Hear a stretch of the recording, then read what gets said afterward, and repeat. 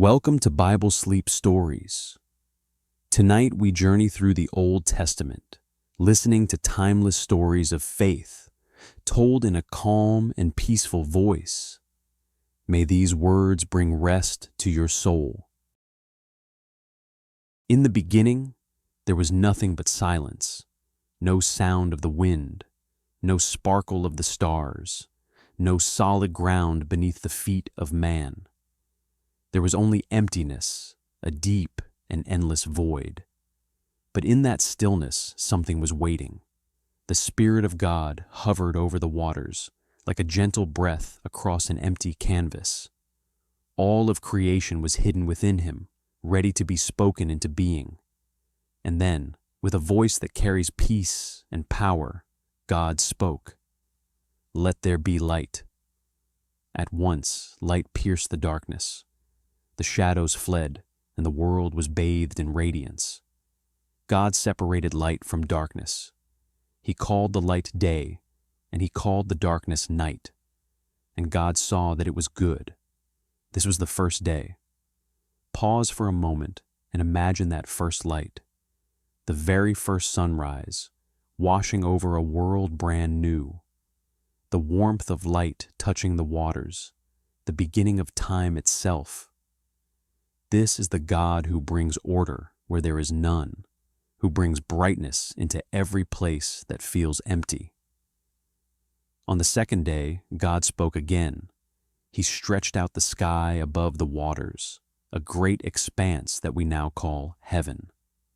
The clouds drifted, the blue stretched wide, and the heavens gave space for life to flourish. God saw what he made, and it was good.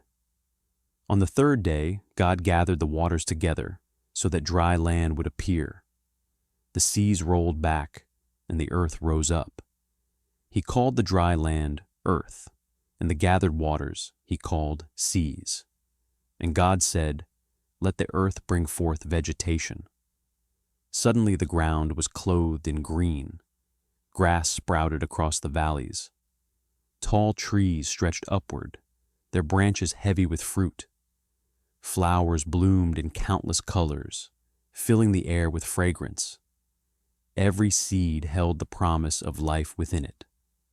And God looked upon the earth dressed in beauty, and he said it was good.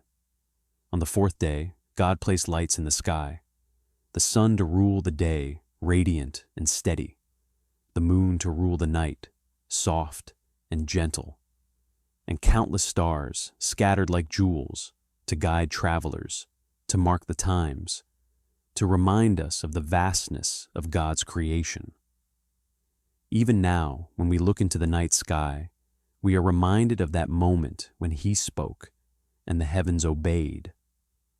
On the fifth day, the seas and the skies were filled with life. Great whales glided through the deep oceans, while schools of fish danced together in shimmering patterns. Tiny creatures unseen by the human eye moved in their own hidden beauty. Above, the air was filled with the beating of wings. Eagles soared high, sparrows flitted low, and every bird sang its song in praise of its creator. God saw all of this, and he said it was good. On the sixth day, the earth brought forth living creatures. Mighty lions roared, gentle lambs grazed in the fields, cattle walked the land, and every creeping thing found its place. But then God did something new. He said, "Let us make mankind in our image, after our likeness." And so, from the dust of the earth, he formed man. He breathed into his nostrils the breath of life, and man became a living soul. He created both male and female, blessed them, and gave them authority to care for the earth and all living things. Think of that moment, the first human breath, drawn in by the Spirit of God himself. The Creator leaning close, breathing life, so that mankind would carry his image, his likeness, his very reflection. And God saw all that he had made, and behold, it was very good.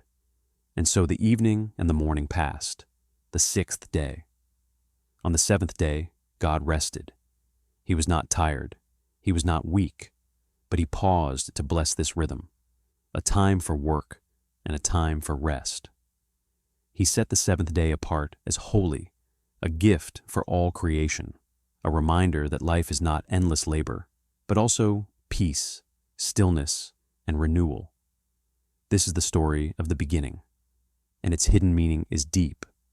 It tells us that the universe is not an accident, but the careful design of a loving creator. It tells us that light can always shine into darkness, that order can be spoken into chaos, that life can bloom where once there was only emptiness. And it tells us something even more personal, that you, listening now, you are not here by chance. The same God who spoke the stars into being, the same God who separated sea from sky, also formed you with intention. You are part of his creation. You are his masterpiece. As you close your eyes tonight, let that truth rest over you. When you breathe slowly, remember that God once breathed life into mankind. When you look into the night sky, remember that each star was placed by his hand. And when you feel small, remember that he called all of it good. And he calls you good as well. So now, be still. Let your mind quiet.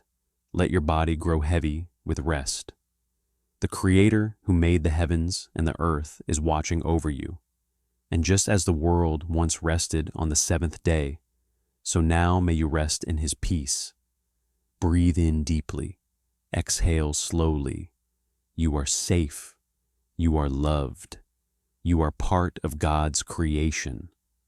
And it is very good. Rest now and fall asleep in the presence of the Creator. In the beginning, God created a place of beauty and peace, a garden unlike any other. It was called Eden, a place filled with green meadows, crystal streams, and trees heavy with fruit. The air was sweet with fragrance. Birds sang in the branches, and every animal moved without fear. The sunlight fell softly, and in the evening, a gentle breeze drifted through the leaves. It was a perfect home, designed with love.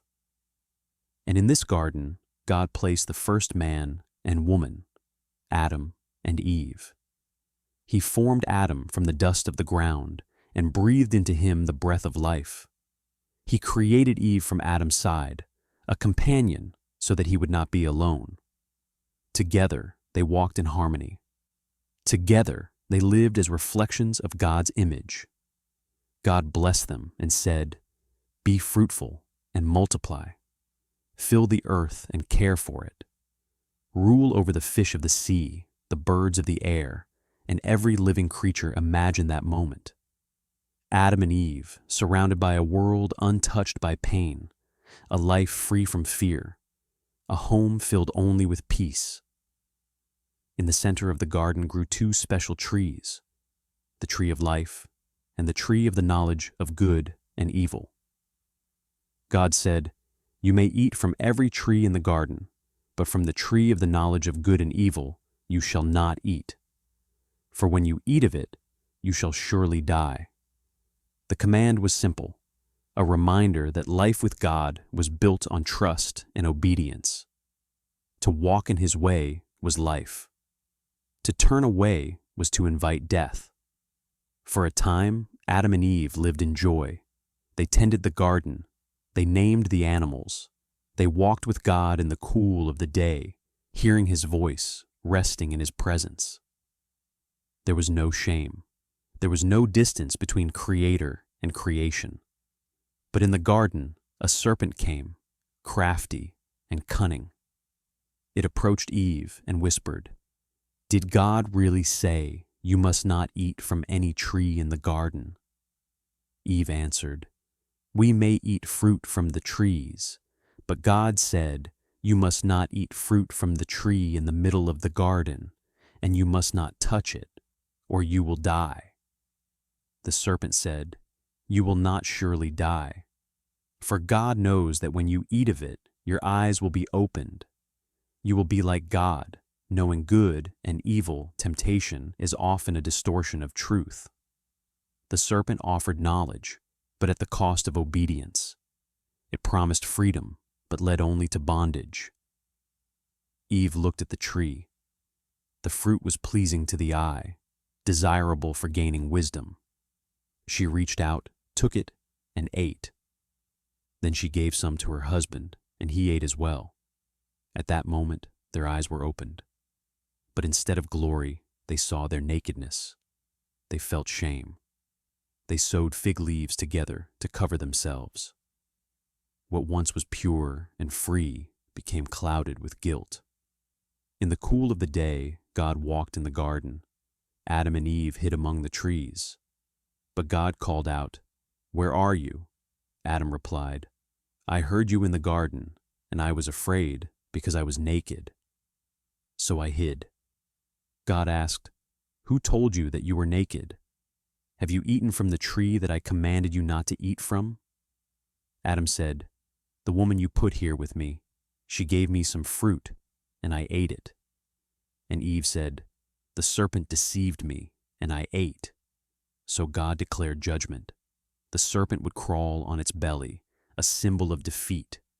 Eve would bear pain in childbirth. Adam would toil in the ground, working with sweat and struggle. And from dust they were made. To dust they would return. Yet even in judgment, God showed mercy. He made garments of skin to clothe Adam and Eve. He promised that one day the offspring of the woman would crush the head of the serpent. A promise of redemption, even in the midst of failure. God then sent Adam and Eve out of the garden. He placed cherubim and a flaming sword to guard the way to the tree of life.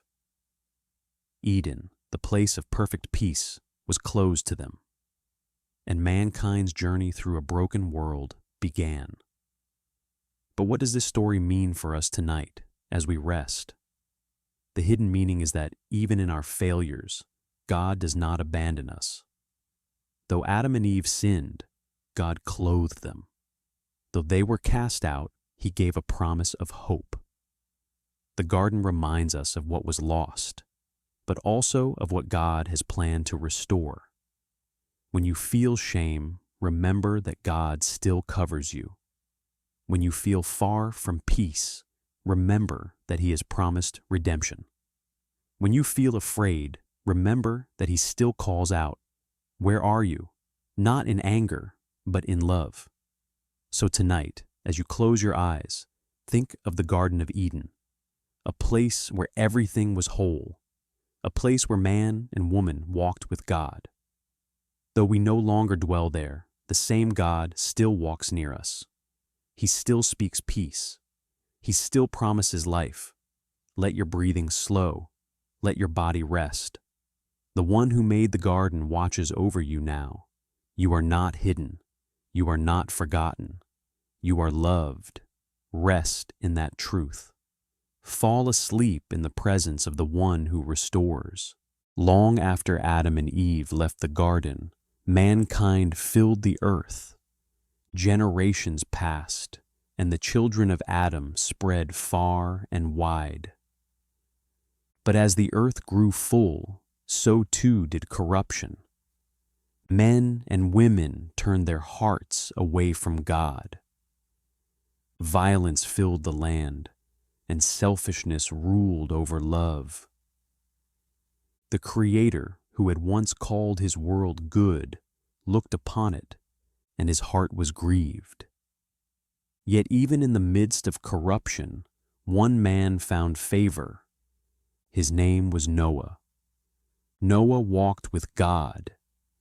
He listened to His voice and obeyed His commands. While the world grew darker, Noah's life was a light of faithfulness. And so God spoke to Noah, "The end of all flesh has come before me, for the earth is filled with violence through them. Behold, I will destroy them with the earth.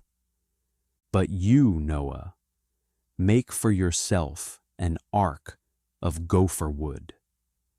The command was clear, yet strange. An ark, a massive vessel of safety. God gave Noah the measurements 300 cubits long, 50 cubits wide, and 30 cubits high. Rooms inside, a roof above, and a door in its side. God said, "Bring 2 of every living creature into the ark, male and female, to keep them alive with you. Take also food for yourself and for them." Imagine Noah hearing these words. The sky was clear, the ground was dry, yet God spoke of a flood that would cover the earth. Still, Noah believed, and he began to build. Day after day, Noah and his sons labored. They cut the wood, they shaped the beams, they fitted the planks together. The sound of hammers and saws echoed through the valley. Neighbors surely mocked, asking, "Why build such a thing? Where is this flood you speak of?" But Noah did not turn aside. His faith was stronger than their laughter. For 120 years, Noah worked. And as he worked, he preached righteousness, warning the people of judgment to come. Yet they would not listen. At last, the ark was finished. A great vessel standing tall upon the dry ground. And then the sky began to change. Clouds gathered where once there was only blue. The air grew heavy, and the earth trembled with expectation. God called Noah into the ark. Noah, his wife, his 3 sons, and their wives entered. And just as God had commanded, 2 of every animal came. Lions and lambs, elephants and deer, birds of the sky, creeping things of the earth. They came in pairs, led by the unseen hand of God. And when all had entered, the Lord himself closed the door. Then the rain began to fall, drops at first, soft upon the earth. But soon sheets of water poured from the heavens. The fountains of the deep burst forth. The rivers swelled, the valleys filled, and the waters rose higher and higher. 40 days and 40 nights the rain fell without ceasing. Mountains disappeared beneath the flood. The voices of mockers were silenced. The world was washed clean. Inside the ark, Noah and his family listened to the storm. The pounding of rain upon the roof, the creaking of wood as the waters lifted them up. Yet in the midst of chaos, they were safe. The ark floated, carried by the hand of God. At last, the rains stopped. The waters covered the earth for 150 days. But God remembered Noah. He sent a wind to pass over the earth, and the waters began to recede. The ark came to rest upon the mountains of Ararat. Noah waited. He opened a window and sent out a raven. It flew back and forth until the waters dried. Then he sent out a dove, but it found no place to rest, and so it returned. 7 days later, Noah sent the dove again. This time it came back with a freshly plucked olive leaf in its beak. Noah knew the waters were receding, and after another 7 days, the dove did not return at all. The earth was becoming new once more. At last, God said to Noah, "Come out of the ark, you and your family, and bring with you every living creature, And so they stepped out upon dry ground. The air was fresh, the sky was clear, and the earth was quiet after the storm. Noah's first act was worship. He built an altar and offered sacrifices to the Lord, and God was pleased. He made a covenant with Noah, a promise for all generations. Never again would he destroy the earth with a flood. As a sign, he set a rainbow in the sky. Arched in colors of light, a promise stretched across the heavens. When the bow is seen in the clouds, I will remember my covenant. The hidden meaning of Noah's story is not only judgment, but also salvation. The ark was a place of refuge, a symbol of God's mercy in the midst of wrath. Though the world was washed away, a new beginning came forth through faith and obedience. And tonight, as you rest, remember that God is still the one who provides safety. When the storms of life rise, when chaos seems overwhelming, He offers a place of peace. The ark points us to the greater refuge found in Him. So let your heart be still. Let your breathing slow. The rain may fall outside, but within you are safe. The same God who carried Noah carries you. Rest in His promise. Look upon the rainbow in your memory and know that His covenant endures forever. You are not abandoned. You are not forgotten. You are sheltered in His care. Breathe deeply now. Close your eyes and fall asleep in the presence of the God who remembers. There was a man named Abram who lived far from the land of promise. He had no throne, no crown, no power of his own. But he listened when the voice of God spoke. The Lord said to him, "Leave your country, your people, and your father's household, and go to the land that I will show you. I will make you into a great nation, and I will bless you. I will make your name great, and you will be a blessing. All peoples on earth will be blessed through you."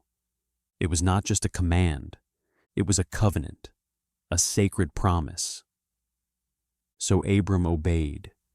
He left behind the familiar streets of Ur, the home of his father, the comfort of what he knew. He set out into the unknown, with his wife Sarai, his nephew Lot, and the servants and herds that traveled with them. He went, guided only by faith.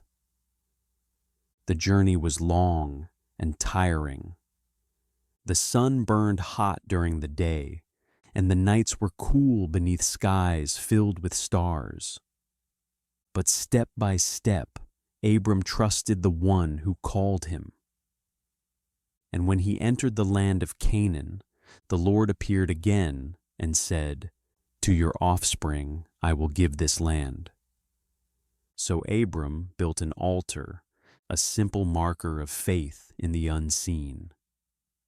Years passed, and still Abram had no child. The promise seemed distant, but one night the Lord took him outside. He said, "Look up at the heavens and count the stars, if indeed you can count them. So shall your offspring be." Abram gazed upward. The sky was alive with countless lights, each star a reminder of the one who spoke them into being. And Abram believed the Lord. That belief, simple, trusting, was counted to him as righteousness. But time tested that faith.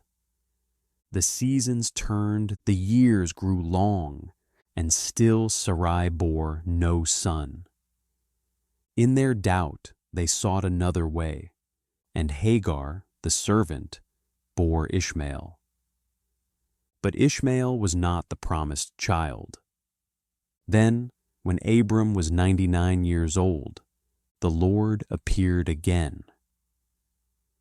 I am God Almighty. Walk before me and be blameless. I confirm my covenant with you. No longer will you be called Abram, but Abraham, for I have made you the father of many nations. Kings shall come from you. The Lord also spoke of Sarai. Her name would now be Sarah, and she would bear a son. Through her, the covenant would be fulfilled. Abraham bowed low to the ground. The thought seemed impossible. A man near 100 years old, a woman near 90 Could such a thing be? Yet God's word stood firm. In time, the promise was fulfilled. Sarah conceived, and in her old age bore a son. They named him Isaac, which means laughter. For Sarah said, God has brought me laughter, and all who hear will laugh with me. Abraham held the child a living testimony to God's faithfulness. The covenant had not failed. The word of the Lord had come true, and so from Abraham came a family, and from that family, a nation. Through that nation, all nations of the earth would be blessed. The promise was greater than Abraham could see. It stretched forward into generations, yet unborn, until the one who would fulfill every covenant came. The promised Savior, born from Abraham's line. This story carries a hidden meaning for all who hear it. It is a reminder that God's promises are not bound by time. What seems delayed is not forgotten. What seems impossible is not beyond His power. Abraham and Sarah were too old, too weak, too unlikely yet God brought life from barrenness, joy from despair, and laughter from doubt. When we hear the story of Abraham, we are reminded that faith is not the absence of waiting. Faith is trust in the one who speaks even when the years grow long. The stars Abraham saw still shine in the night sky, each one a whisper of that ancient covenant. And the meaning is this: if God could keep His word to Abraham, He will keep His word to you. The promises of God stand firm. They do not fail. As you reflect on this story, let your heart rest in the same assurance. The God who called Abraham, who led him through deserts and valleys, who gave him a son against all odds, is the same God who watches over you. His covenant love endures through every generation. There came a day when God tested Abraham. The promise had been fulfilled. Isaac, the long-awaited son, was born. Through him, Abraham's joy was complete. He was the child of laughter, the child of covenant, the miracle in flesh. But one morning, the Lord spoke to Abraham and said, "Take your son, your only son Isaac, whom you love, and go to the region of Moriah. Sacrifice him there as a burnt offering on one of the mountains I will show you." The words must have pierced Abraham's heart. The son he had waited for, the heir of the promise. And now God asked for him to be laid upon the altar. Yet Abraham did not argue. He rose early in the morning, saddled his donkey, took 2 servants and his beloved son Isaac. He split wood for the offering and set out for the place God had shown him. For 3 days they journeyed. The road was long, and Abraham's thoughts were heavy. But his steps did not falter. On the 3rd day he looked up and saw the mountain in the distance. He said to his servants, "Stay here with the donkey while I and the boy go over there. We will worship, and then we will come back to you." So Abraham took the wood and placed it on Isaac's shoulders. He carried fire in one hand and a knife in the other. Together they climbed the mountain. As they walked, Isaac spoke, "Father, the fire and the wood are here, but where is the lamb for the burnt offering?" Abraham answered gently, "God himself will provide the lamb, my son." And the 2 of them continued on together. When they reached the place, Abraham built an altar. He arranged the wood carefully. Then, with trembling hands, he bound his son Isaac and laid him on top of the wood. Isaac, the son of promise, the joy of his heart, now lay still upon the altar. Abraham reached out his hand and took the knife to slay his son. But in that moment, the angel of the Lord called out from heaven, "Abraham, Abraham." He answered, "Here I am." "Do not lay a hand on the boy," the angel said. "Do not do anything to him. Now I know that you fear God, because you have not withheld your son, your only son, from me." Abraham lowered the knife. His heart was pounding, his eyes filled with tears of relief. He looked up, and there in a thicket he saw a ram caught by its horns. He went over, took the ram, and sacrificed it as a burnt offering instead of his son. So Abraham called that place, "The Lord will provide."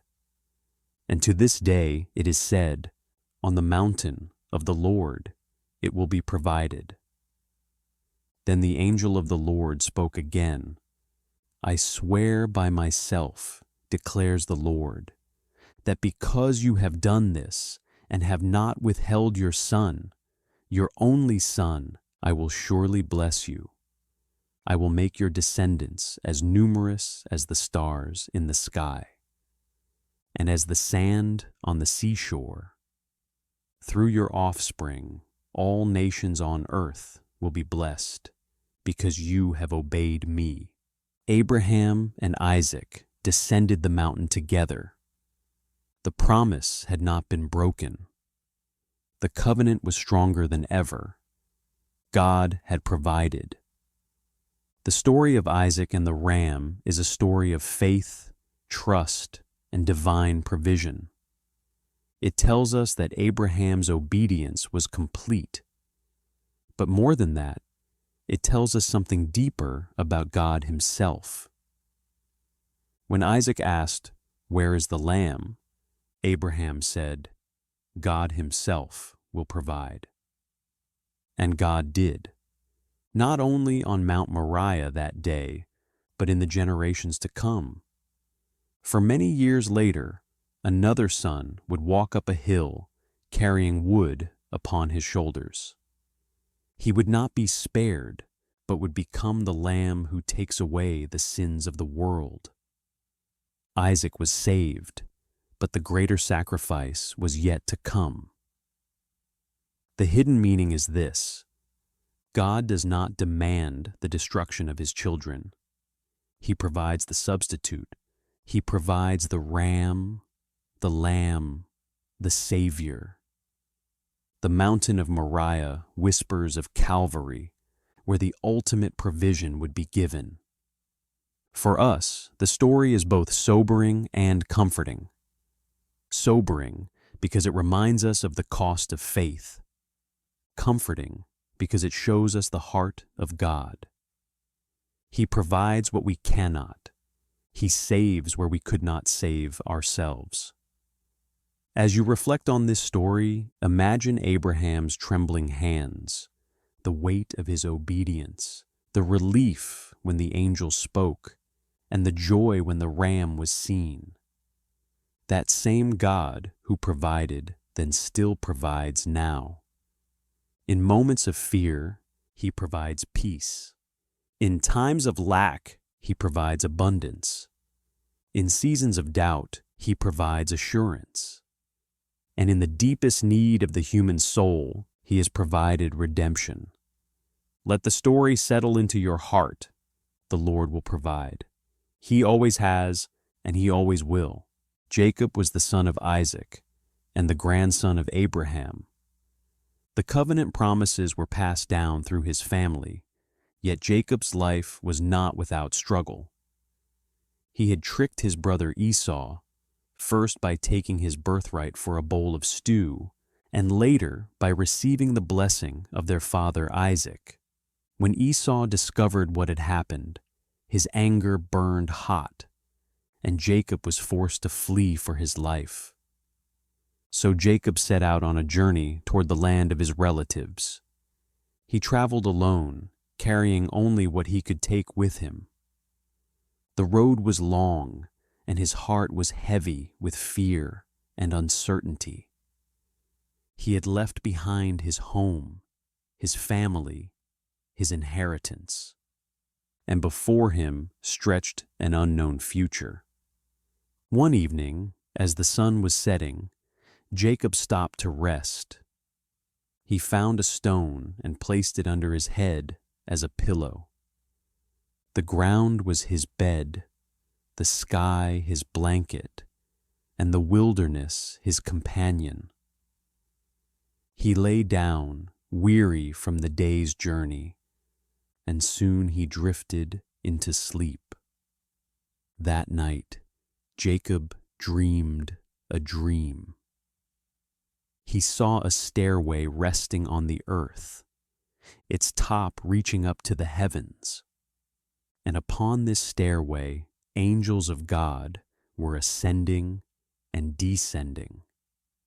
It was a vision of heaven touching earth, a reminder that God's presence was near even in the lonely places. At the top of the stairway stood the Lord himself, and he spoke to Jacob, saying, "I am the Lord, the God of your father Abraham, and the God of Isaac. I will give you and your descendants the land on which you are lying. Your descendants will be like the dust of the earth, spreading out to the west and to the east, to the north and to the south. All peoples on earth will be blessed through you and your offspring. I am with you, and I will watch over you wherever you go. I will bring you back to this land. I will not leave you until I have done what I have promised you." The words echoed with power and tenderness.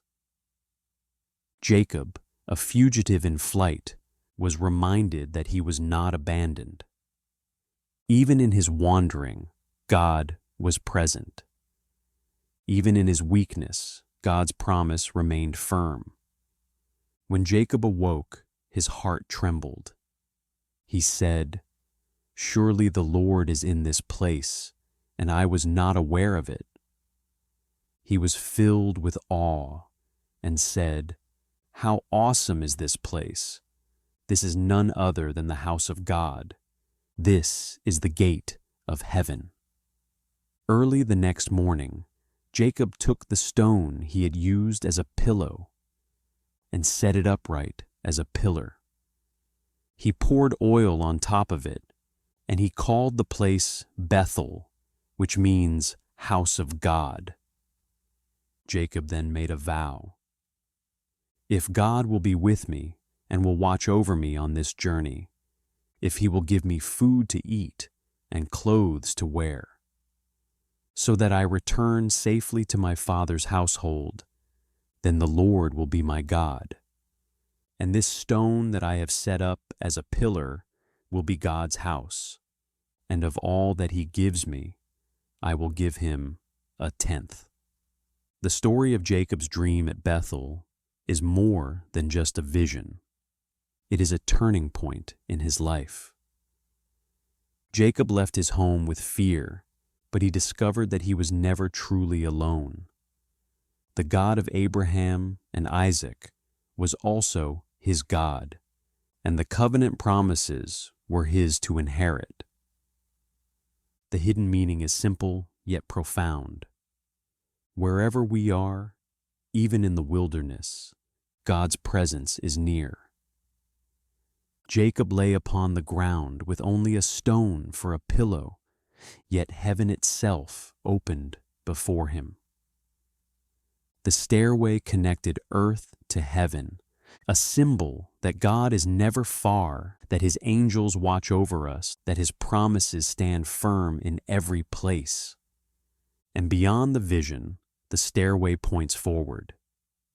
Many generations later, Jesus would say, "You will see heaven open, and the angels of God ascending and descending on the Son of Man." The dream of Jacob was fulfilled in Christ, the bridge between heaven and earth, the true stairway that brings God's presence to his people. As you reflect on this story, imagine the lonely traveler lying on the ground. His past was filled with mistakes. His future was uncertain, yet God came near in the silence of the night. So too, when you feel far from peace, remember Jacob's dream. The Lord is in this place, even when you are not aware of it. He is with you, watching over you, guiding you toward the fulfillment of his promises.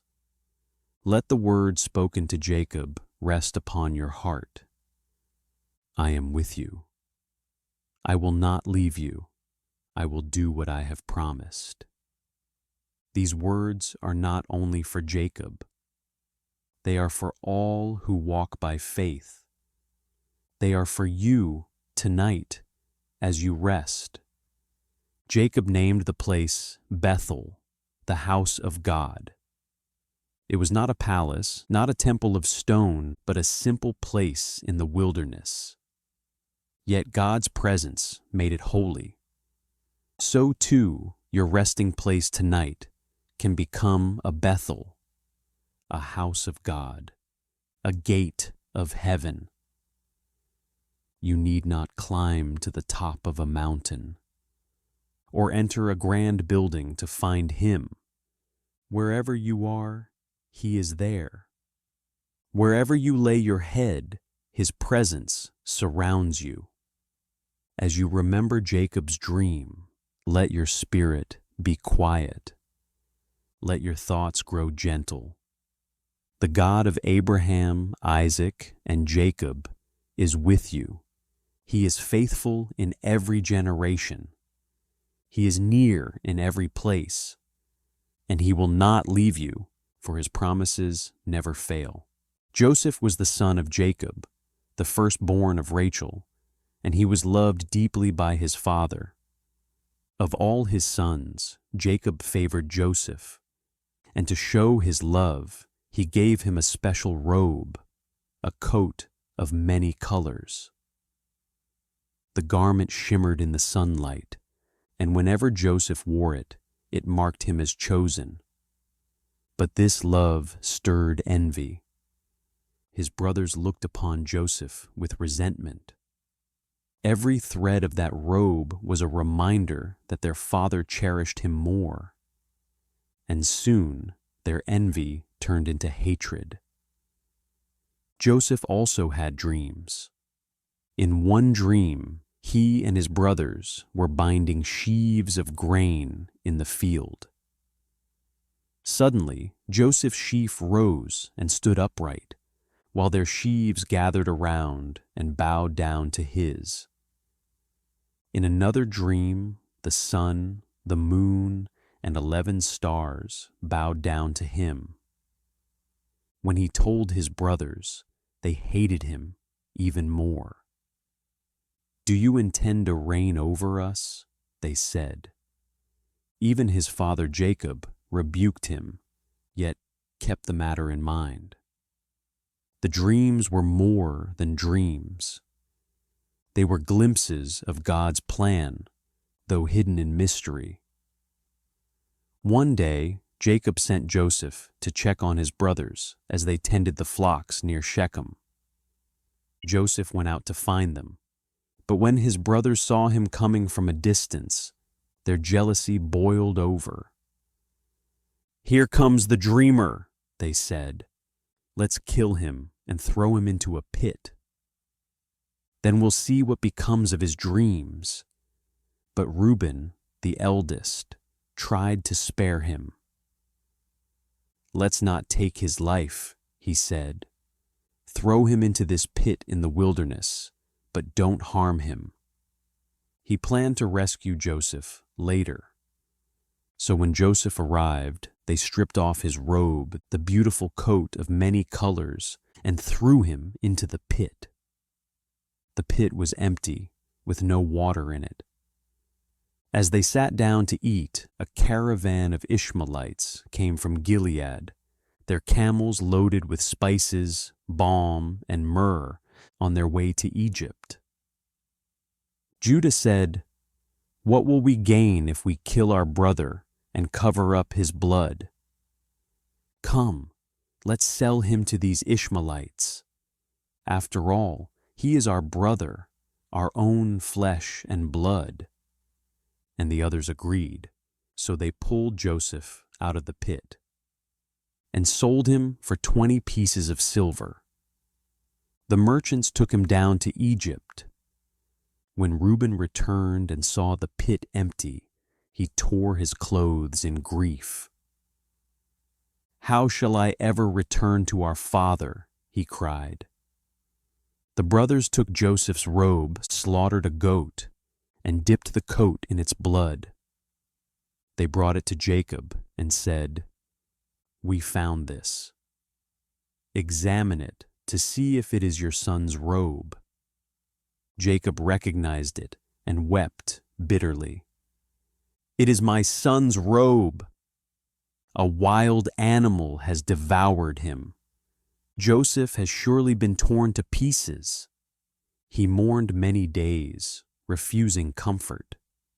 He said, "I will go down to the grave mourning for my son." Meanwhile, Joseph was carried to Egypt, a land of towering temples and mighty pharaohs.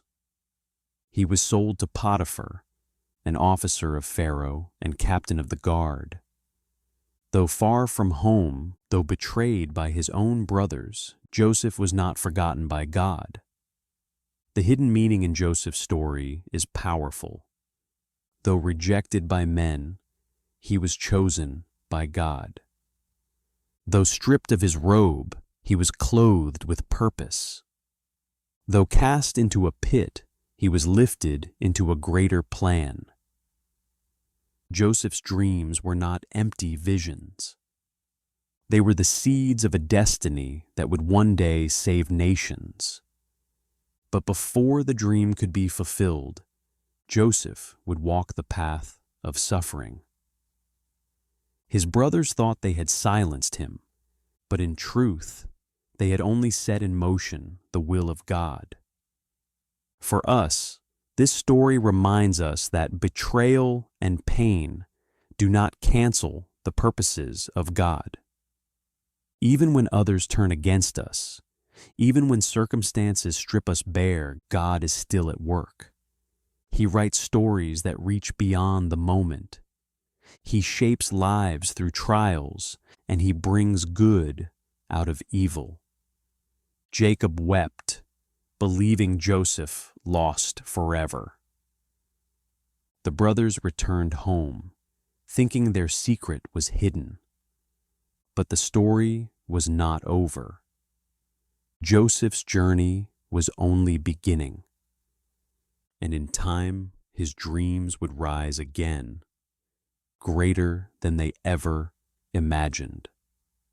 As you reflect on Joseph's story tonight, remember that God is present even in the pits of life. He is faithful even when others fail you.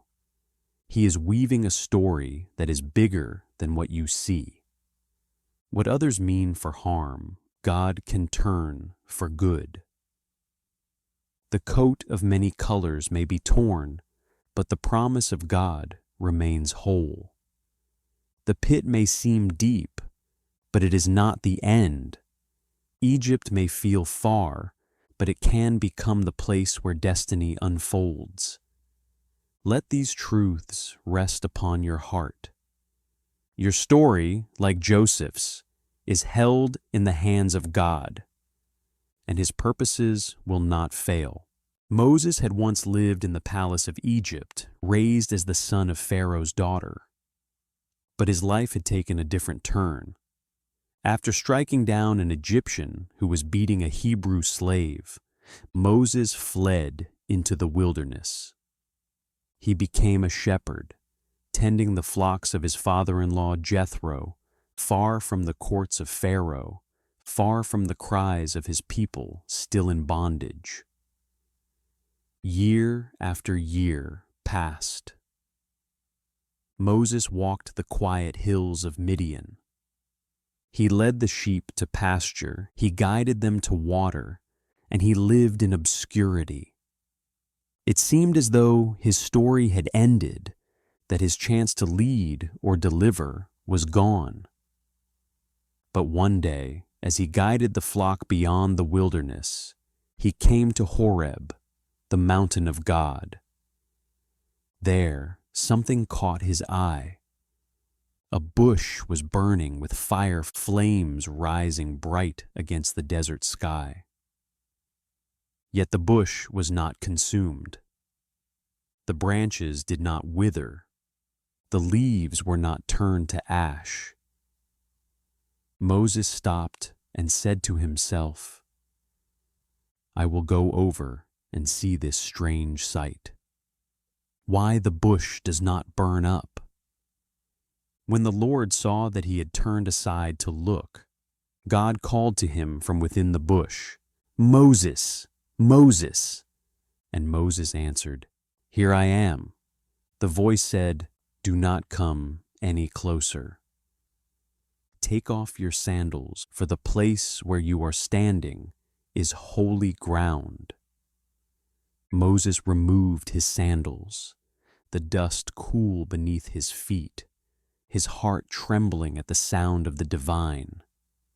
Then the Lord spoke, "I am the God of your father, the God of Abraham, the God of Isaac, and the God of Jacob." At these words, Moses hid his face, for he was afraid to look at God. The Lord said, "I have indeed seen the misery of my people in Egypt. I have heard their cry because of their slave drivers, and I am concerned about their suffering.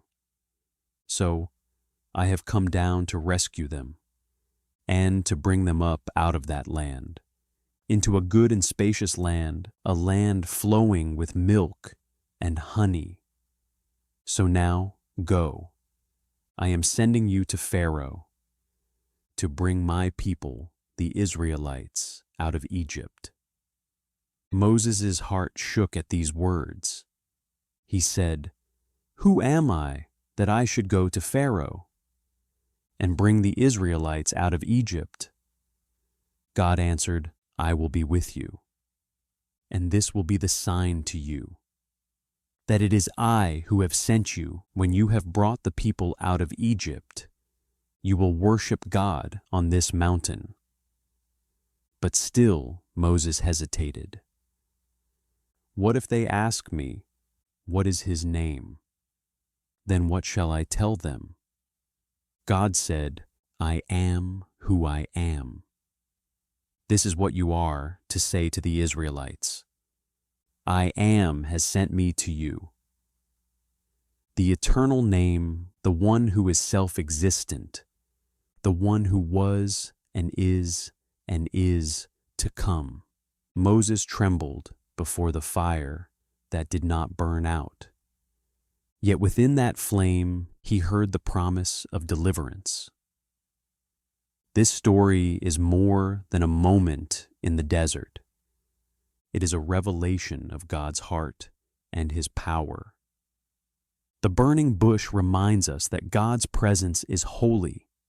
Even the ground beneath Moses' feet became sacred when touched by the flame of his glory. It tells us that the ordinary can become extraordinary when God is there. The bush also teaches us that God sees and hears. He said, I have seen their misery. I have heard their cry. I am concerned about their suffering. The cries of his people in Egypt were not ignored. Every tear was noticed. Every groan was heard. Every prayer reached his ears. And then comes the mystery of his calling. Moses, once a prince, now a shepherd, was chosen to lead. He felt unworthy. He asked, Who am I? But God's answer was simple. I will be with you. It was not about Moses' strength, but about God's presence. The hidden meaning for us is clear. When we feel ordinary, when we feel unworthy, when we feel like our story is over, God may call our name from the fire. He may remind us that his presence is enough. I Am is still with us. And the bush that burned but was not consumed. It is a picture of God's sustaining power. Flames that should have destroyed, instead became a sign of life.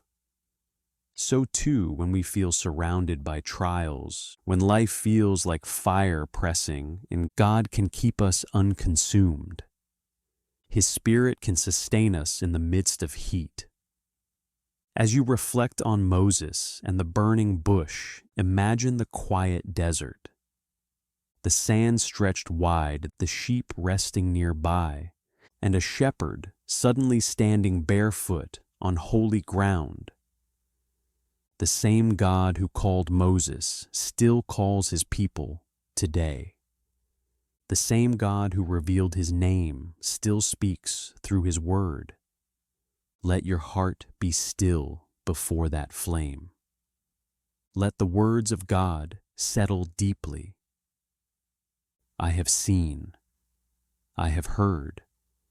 I am concerned. I will deliver. The Lord who called himself I Am is unchanging. He is present in every moment. He is near in every wilderness. And his fire still burns with power and love, yet does not consume.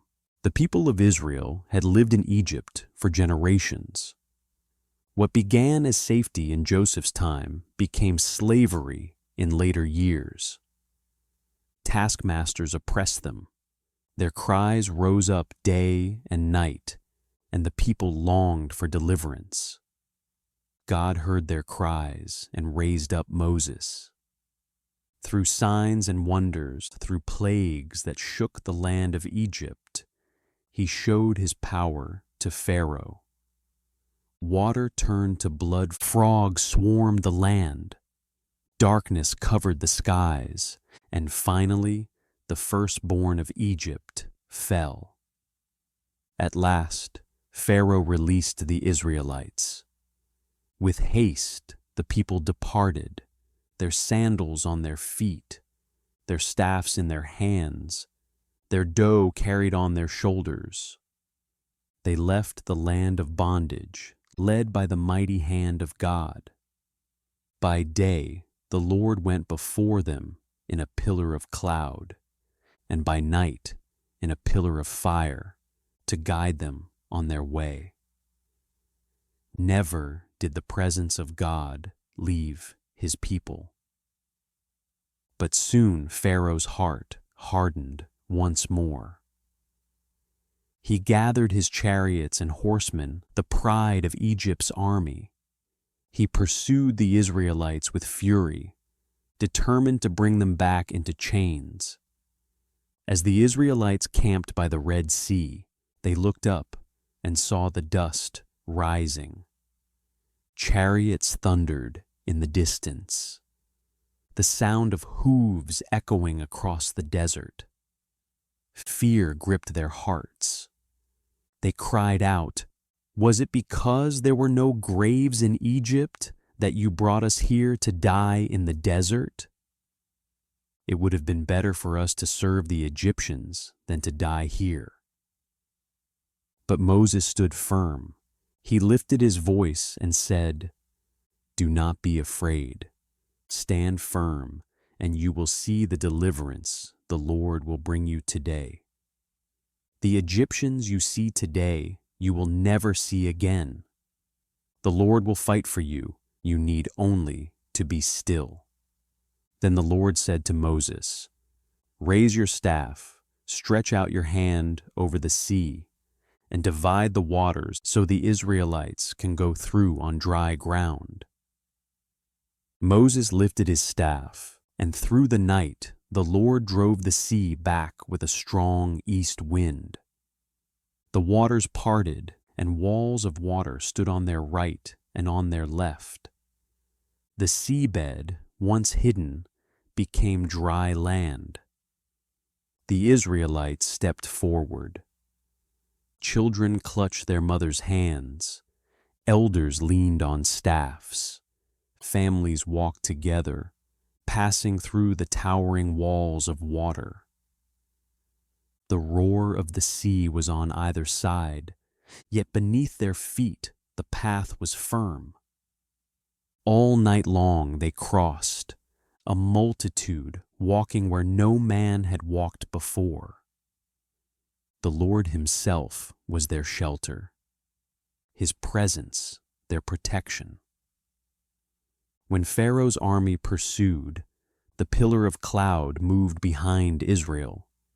It stood between the Egyptians and God's people. Darkness fell on one side, light shone on the other. The two armies did not come near each other all night. At dawn, the Egyptians charged into the sea. Their chariots rattled, their horses galloped, but the Lord threw them into confusion. Wheels jammed, chariots swerved, and panic spread among the soldiers. "Let us flee from Israel," they cried.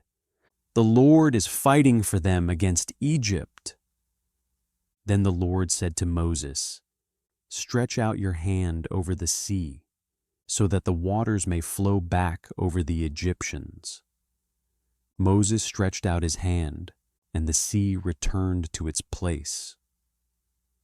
The rushing waters closed over the chariots and horsemen, over the entire army of Pharaoh that had followed Israel into the sea. Not one of them survived. But the Israelites walked safely on dry ground, the waters forming a wall on their right and on their left. That day, the Lord saved Israel from the hand of Egypt. The people saw the mighty power of God, and they feared him and put their trust in him and in his servant Moses. Then Moses and the people of Israel sang a song of praise. "I will sing to the Lord, for he is highly exalted. The horse and its rider he has hurled into the sea. The Lord is my strength and my song. He has become my salvation." This story holds a meaning that echoes through every generation. The crossing of the Red Sea is not only about deliverance from Egypt, it is about the power of God to make a way where there is no way. The sea before them, the army behind them, fear all around them.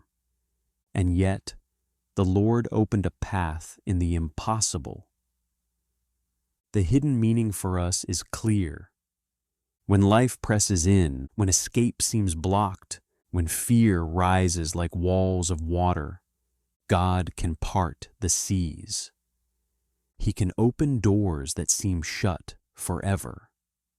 He can lead his people through the depths safely while the enemy is swept away. It also reminds us that salvation is not by our strength, but by the hand of the Lord. The people could not fight Pharaoh's army. They could not calm the waves, but they could trust, they could walk forward, they could place their steps upon the path God opened. So too, when we face the impossible, we are called to be still and trust. The Lord will fight for us. The Lord will make a way. As you reflect on this story, imagine the sound of the sea, the rush of the wind, the fear turning into awe. As dry ground appeared where once there had been only water. Imagine walking through the night, lanterns flickering, children whispering, hearts pounding. And yet step by step, the path held firm beneath your feet. That same God is with you. The one who parted the sea, the one who fought for his people, is the one who surrounds you even now. The Red Sea may seem vast, the enemies may seem near, but his power is greater. His promises are sure. The Israelites had crossed the Red Sea. They had seen the waters part, they had walked upon dry ground, and they had watched Pharaoh's army swallowed by the waves. Now they journeyed through the wilderness, led by the pillar of cloud by day, and the pillar of fire by night. The people were free, yet freedom needed guidance. They were no longer slaves of Pharaoh, but now they were called to be the people of God. And so the Lord led them to Mount Sinai, a mountain that rose high in the desert, a place set apart for a holy encounter. When they came to the foot of the mountain, they set up camp. Thunder rumbled above, lightning flashed across the sky, and a thick cloud covered the mountain.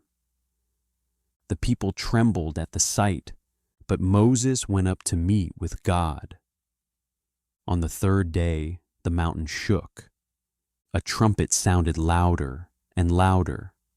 Smoke rose from the summit, for the Lord descended in fire. The ground quaked, and the people stood in awe, for they were near the presence of the Almighty. Then God spoke, and his voice thundered through the air. He gave to his people 10 words, 10 commands that would shape their lives. I am the Lord your God, who brought you out of Egypt, out of the land of slavery. You shall have no other gods before me. You shall not make for yourself an idol, nor bow down to them, for I, the Lord your God, am a jealous God. You shall not misuse the name of the Lord your God, for his name is holy. Remember the Sabbath day to keep it holy. 6 days you shall labor and do all your work, but the 7th day is a day of rest to the Lord your God. Honor your father and your mother, so that you may live long in the land the Lord your God is giving you. You shall not murder. You shall not commit adultery. You shall not steal. You shall not give false testimony against your neighbor. You shall not covet anything that belongs to your neighbor. These were the 10 commandments spoken by God himself, etched into stone with his own finger. They were not merely rules, but a covenant, a guide for living as his people, a reflection of his holiness. When the people heard the thunder and saw the mountain in smoke, they trembled. They said to Moses, "Speak to us yourself, and we will listen. But do not have God speak to us directly, or we will die." So Moses drew near, and God gave him further instructions. The Lord said, "Tell the Israelites, you yourselves have seen what I did to Egypt, and how I carried you on eagle's wings, and brought you to myself. Now, if you obey me fully and keep my covenant, then out of all nations you will be my treasured possession. Although the whole earth is mine, you will be for me a kingdom of priests and a holy nation." The story of the Ten Commandments is more than a list of laws. It is the heart of a covenant between God and his people. It tells us that freedom is not without order, that redemption is followed by responsibility. The first commands point to God himself, that he alone is to be worshipped, that his name is holy, that his day is set apart. These commands call us to remember who he is, the deliverer, the creator, the Lord. The remaining commands guide our life with others: honor for parents, respect for life, faithfulness in marriage, integrity in words, contentment instead of envy. These words shape a community of justice, mercy, and peace. The hidden meaning for us is clear. God does not only rescue, he also teaches. He does not only free, he also forms.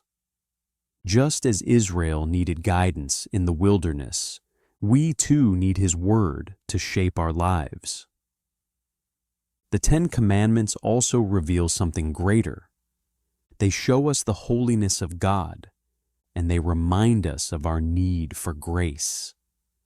For who among us has kept every command perfectly? Who has never spoken in anger, never desired what belonged to another, never placed something above God? The law shows us the standard, but it also points us to the Savior, the one who fulfilled the law perfectly, and offers forgiveness when we fall short. As you reflect on this story, imagine the mountain trembling with fire, the sound of thunder, the voice of God rolling like waves.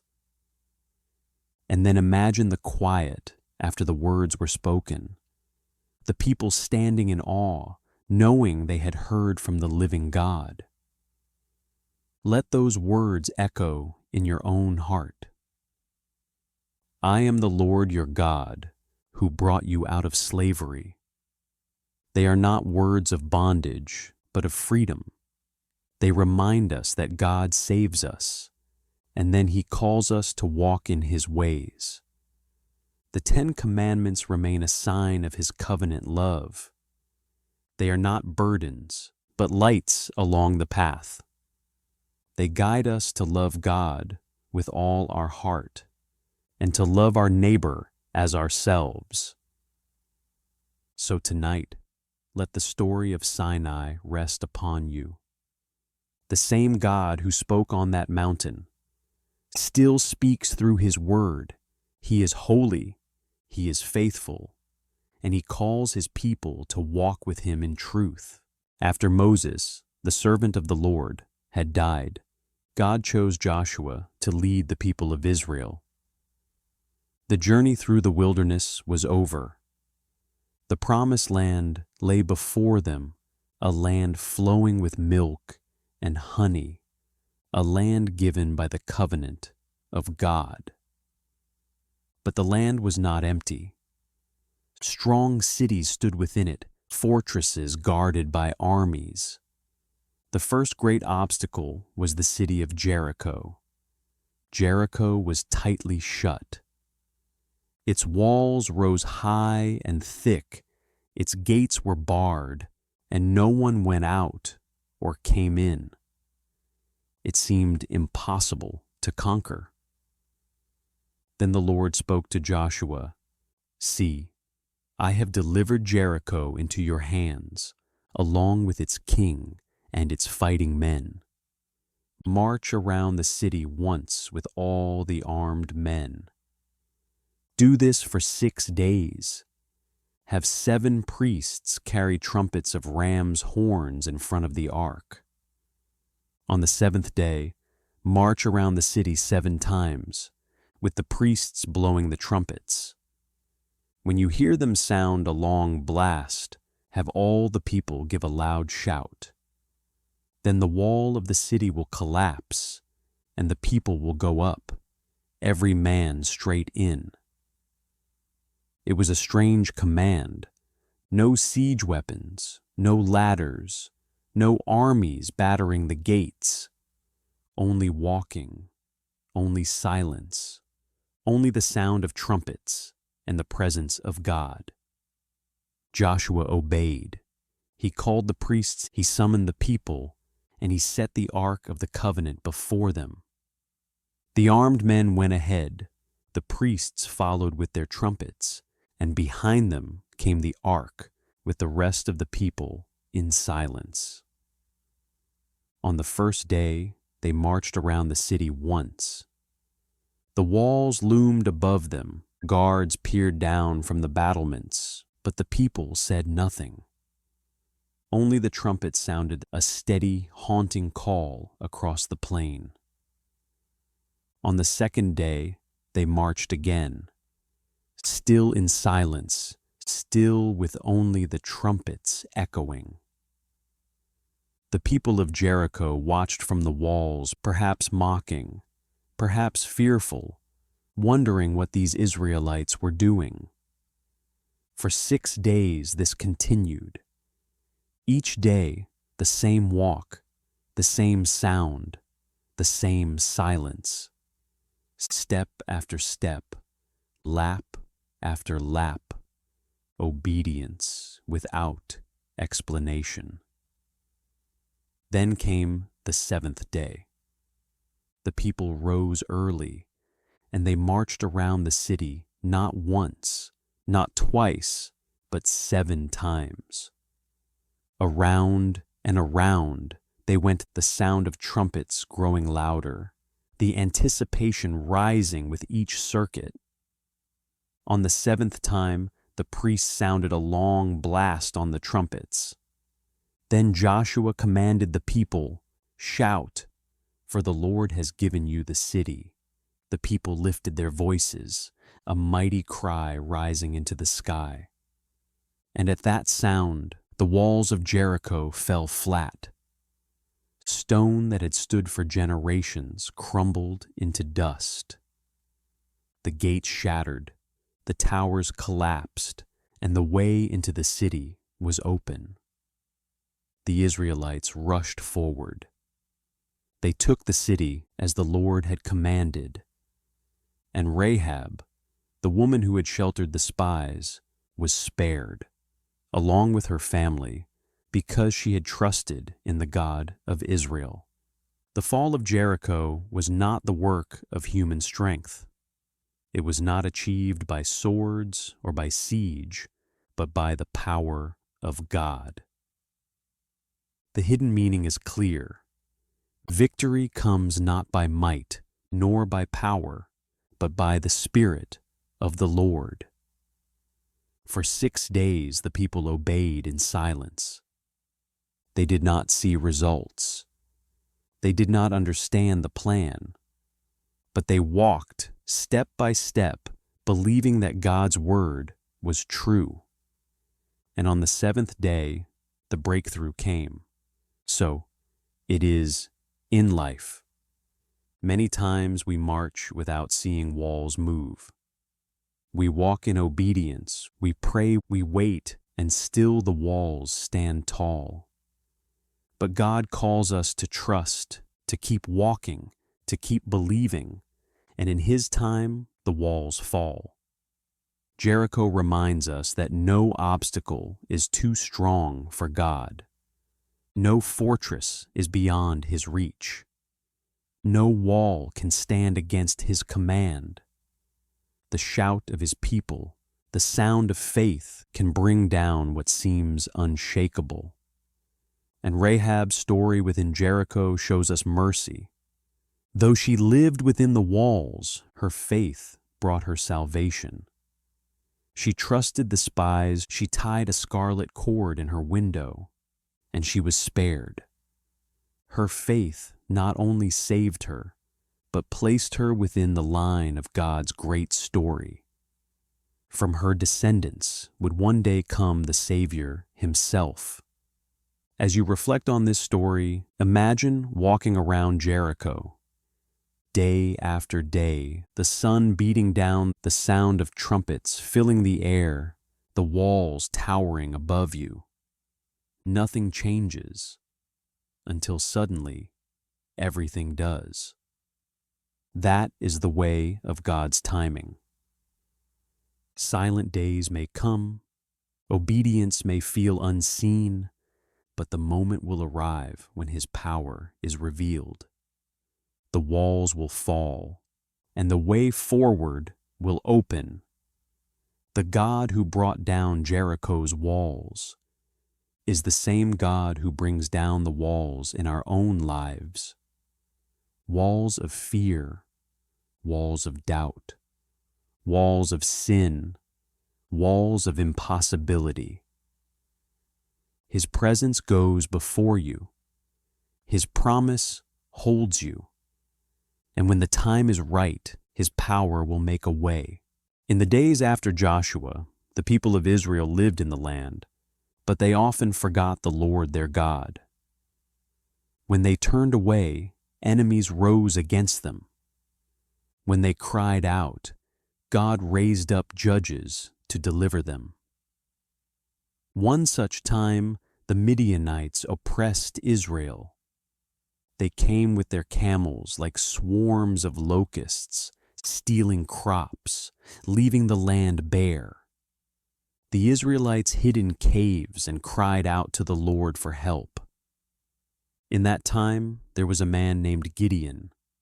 He was threshing wheat in a winepress, hiding from the Midianites, trying to keep a little grain for his family. While he worked in secret, an angel of the Lord appeared to him and said, "The Lord is with you, mighty warrior." Gideon was startled. How can the Lord be with us? If the Lord is with us, why has all this happened? Where are all his wonders our ancestors told us about? The Lord has abandoned us into the hand of Midian. But the angel replied, "Go in the strength you have and save Israel out of Midian's hand." "Am I not sending you?" Gideon said. "But how can I save Israel? My clan is the weakest in Manasseh, and I am the least in my family." The Lord answered, "I will be with you, and you will strike down all the Midianites as one man." Gideon's heart was filled with doubt, yet the Lord gave him signs of his presence. A sacrifice was placed upon a rock, and fire came from heaven to consume it. Still, Gideon asked for more assurance. He laid out a fleece of wool and prayed, "If you will save Israel by my hand, as you have promised, let the fleece be wet with dew and the ground dry." The next morning it was so. And again he asked, "Let the fleece be dry and the ground covered with dew." And again the Lord answered. At last Gideon was ready. He gathered an army of 32,000 men. But the Lord said, "You have too many. If you win with so many, Israel will boast that their own strength saved them." So Gideon announced, "Anyone who trembles with fear may turn back." and 22,000 men left, leaving only 10,000. But the Lord said, "There are still too many." So he told Gideon to take them to the water. Those who lapped the water with their tongues, as a dog laps, were set apart from those who knelt to drink with cupped hands. Only 300 drank by lapping. The Lord said, "With the 300 men who lapped, I will save you. Let all the others go home." So Gideon sent the rest away. From thousands, only 300 remained. They carried no great weapons, only trumpets, jars, and torches hidden inside the jars. Their strength was not in numbers, but in the power of God. That night, the Lord told Gideon, "Go down against the camp, for I have given it into your hands. If you are afraid, go down to the camp with your servant and listen." Gideon crept to the edge of the Midianite camp. He overheard a man telling a dream. "I dreamed that a loaf of barley bread came tumbling into the Midianite camp. It struck the tent with such force that it overturned and collapsed." His companion said, "This can be nothing other than the sword of Gideon. God has given Midian into his hands." Hearing this, Gideon bowed in worship. He returned to his men and said, "Get up. The Lord has given the Midianite camp into your hands." He divided the 300 into 3 companies. To each he gave a trumpet, a jar, and a torch inside the jar. "Watch me," he said. "Do exactly as I do. When we blow our trumpets, then all of you blow yours and shout, 'For the Lord and for Gideon.'" In the middle of the night, as the Midianites slept in their tents, Gideon and his men took their positions. At his signal, they blew the trumpets, they smashed the jars, and the torches flared brightly in the night. They shouted, "A sword for the Lord and for Gideon." The Midianite camp was thrown into confusion. The Lord caused them to turn on each other with their swords. They fled in panic, their army broken by fear. Israel pursued and defeated them, and the land had peace once more. The story of Gideon's small army carries a deep meaning. God did not need thousands to bring victory. He chose a weak man and a small band so that all would know the triumph was his. The hidden truth is that God delights in using the small, the unlikely, the humble. He reduces numbers. He removes strength so that his power may be seen clearly. Gideon called himself the least in his family, but God called him a mighty warrior. The world saw weakness, but God saw potential. And through obedience, even trembling obedience, Gideon became the instrument of deliverance. For us, this story reminds us that victory does not depend on size or strength. We may feel small, our resources may seem little, our faith may seem fragile, but the Lord is with us. And if He is with us, a few are enough. A whisper of faith is enough. A jar, a torch, a trumpet, placed in God's hands, are enough. As you reflect on Gideon's story tonight, remember the sound of jars breaking, the blaze of light piercing the darkness, the trumpet sounding through the valley. Fear turned into flight, Weakness turned into strength because the Lord was present. Let the truth settle quietly in your heart. God does not measure as men measure. He does not save by many or by few. He saves by His Spirit, and He is with you even in the smallest moments of faith. In the time of the judges, before Israel had kings, the people once again turned away from the Lord, and once again enemies rose against them. For 40 years the Philistines oppressed Israel. Their armies were strong, their weapons sharp, their rule heavy upon the people. But God raised up a deliverer, a man set apart even before his birth. His name was Samson. An angel of the Lord had appeared to his parents. The angel said to his mother, "You will conceive and give birth to a son. No razor may touch his head, for the boy is to be a Nazirite set apart to God from the womb. He will begin the deliverance of Israel from the hand of the Philistines." So Samson grew, and the Spirit of the Lord began to stir within him.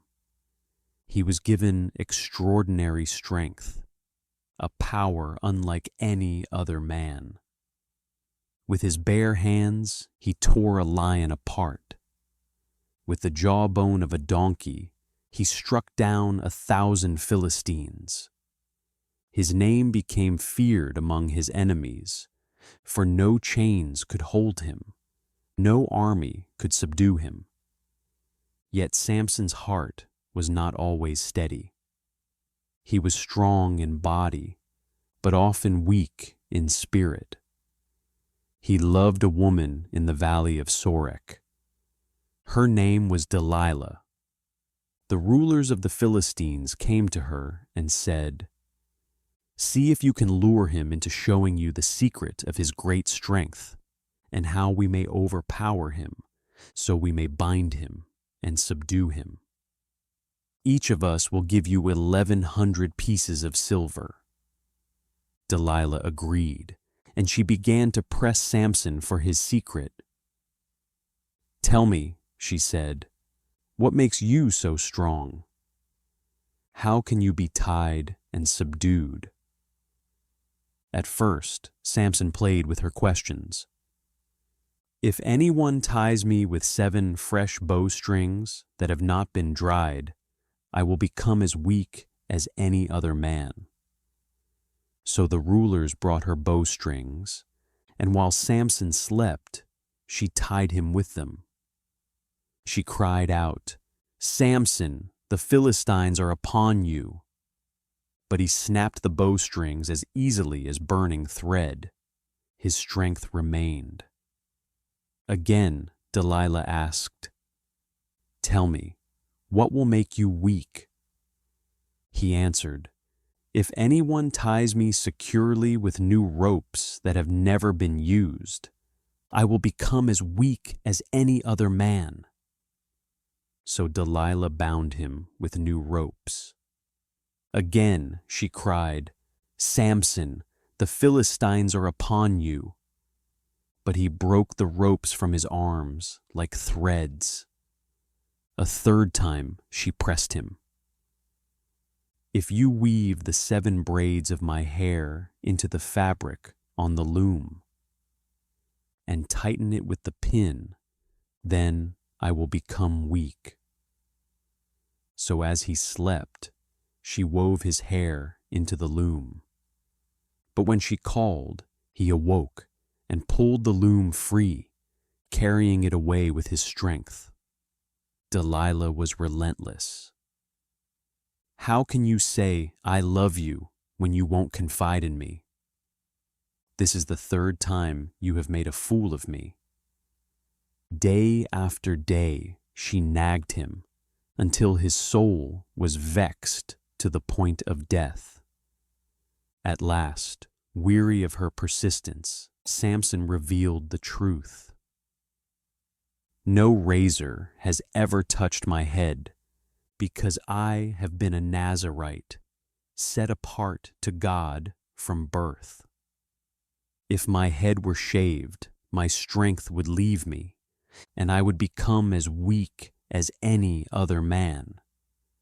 Delilah knew he had told her everything. She sent word to the Philistine rulers, "Come back once more. He has revealed his secret." They came with silver in their hands. While Samson slept on her lap, she called for a man to shave off the 7 braids of his hair. As the locks fell, his strength left him. Delilah cried out, "Samson, the Philistines are upon you." He awoke and thought, "I'll go out as before and shake myself free." But he did not know that the Lord had left him. The Philistines seized him. They gouged out his eyes, bound him with bronze shackles, and set him to grinding grain in the prison of Gaza. The mighty warrior who had once struck fear into armies was now blind, weak, and mocked by his enemies. But his hair began to grow again. One day, the rulers of the Philistines gathered in the temple of Dagon to offer a great sacrifice and celebrate their victory. They shouted, "Our God has delivered Samson into our hands." They called Samson out to entertain them. He was placed between the pillars of the temple. Samson prayed, "O Lord God, remember me. Please strengthen me just once more, that I may avenge myself on the Philistines for my eyes." He placed his hands on the 2 central pillars, braced himself with all his might, and cried out, "Let me die with the Philistines." With one final surge of strength, he pushed, and the temple collapsed upon the rulers and the people. In his death, Samson struck down more than he had in his life. The story of Samson and Delilah is both tragic and profound. It shows us that even those chosen by God can fall when they follow their own desires. Samson was set apart, yet he gave his heart to Delilah and revealed his secret. Strength was lost, vision was taken, and he became a captive. But it also shows us redemption. Though Samson was humbled, though he was blinded, God heard his final prayer. His strength returned, and his last act brought deliverance to Israel. The hidden meaning is that human strength is fragile, but God's power is greater. Samson's victories were never truly his own. They were the work of God's Spirit within him. And even in failure, God's purpose was not destroyed. For us, the story is a reminder of both warning and hope. It warns us that compromise can lead to downfall, that love for the wrong things can blind us more than the loss of sight. But it also gives hope when we call out, God can still hear. When all seems lost, he can still restore. As you reflect on Samson's story tonight, remember that true strength is not in muscle or might, but in the Spirit of God. And even when we stumble, even when we are brought low, his mercy can meet us. His power can rise again. There was a man named Elkanah who lived in the hill country of Ephraim. He had 2 wives. One was named Peninnah, and the other was named Hannah. Peninnah had children, but Hannah had none. And though Elkanah loved Hannah deeply, her empty arms brought her sorrow. Each year, Elkanah took his family to Shiloh to worship the Lord Almighty and offer sacrifices. There, the priest Eli served before the tabernacle. Year after year, Peninnah would provoke Hannah, mocking her because she had no child. Her words cut deeply, and Hannah wept bitterly. One evening, after they had finished eating, Hannah stood up and went to pray. Her heart was heavy, her eyes filled with tears. She poured out her soul before the Lord. O Lord Almighty, she prayed, if you will look upon your servant's misery, and remember me, if you will give me a son, then I will give him to the Lord for all the days of his life, and no razor will touch his head. She prayed silently, her lips moving, but no voice heard. Eli the priest watched her and thought she was drunk. He said, "How long will you keep on being drunk? Put away your wine." But Hannah answered, "No, my lord. I am a woman deeply troubled. I have not been drinking wine or beer. I was pouring out my soul to the Lord. Do not take your servant for a wicked woman. I have been praying here out of my great anguish and grief." Eli replied, "Go in peace, and may the God of Israel grant you what you have asked of him." Hannah left, and her face was no longer downcast. She trusted that the Lord had heard. In time, the Lord remembered Hannah. She conceived and gave birth to a son. She named him Samuel, saying, "Because I asked the Lord for him." When the boy was old enough, Hannah kept her vow. She brought Samuel to the house of the Lord at Shiloh. She said to Eli, "I prayed for this child, and the Lord has granted me what I asked of him. So now I give him to the Lord. For his whole life he will be given over to the Lord." And they worship the Lord there. Hannah's story does not end with Samuel's birth. She lifted up a prayer of thanksgiving, a song that has been remembered for generations. My heart rejoices in the Lord. In the Lord my horn is lifted high. My mouth boasts over my enemies, for I delight in your deliverance. There is no one holy like the Lord. There is no one besides you. There is no rock like our God. Her song was one of trust, one of hope, one of joy in the God who raises the humble and silences the proud. The story of Hannah's prayer carries deep meaning. It reminds us that God hears the cries of the brokenhearted. For years, Hannah had endured mockery and pain. For years, her prayers seemed unanswered. But in his time, God remembered her. Her vow to dedicate Samuel also shows us something profound. The blessings we receive are not only for ourselves, but can be given back to the Lord. Samuel would grow to be a prophet, a leader in Israel, the one who anointed kings. Hannah's answered prayer became a blessing for the whole nation. The hidden truth is that our prayers, even when whispered in anguish, are not forgotten. God sees, God hears, and God answers in his perfect time. For us, Hannah's story encourages us to keep praying. Even when others do not understand, even when tears blur our vision, our prayers rise to heaven. And when God answers, our joy becomes a testimony to his faithfulness. As you reflect on this story tonight, imagine Hannah kneeling in the quiet of Shiloh. Her lips move silently, her tears fall to the ground, and heaven listens. Out of her sorrow came a song of joy.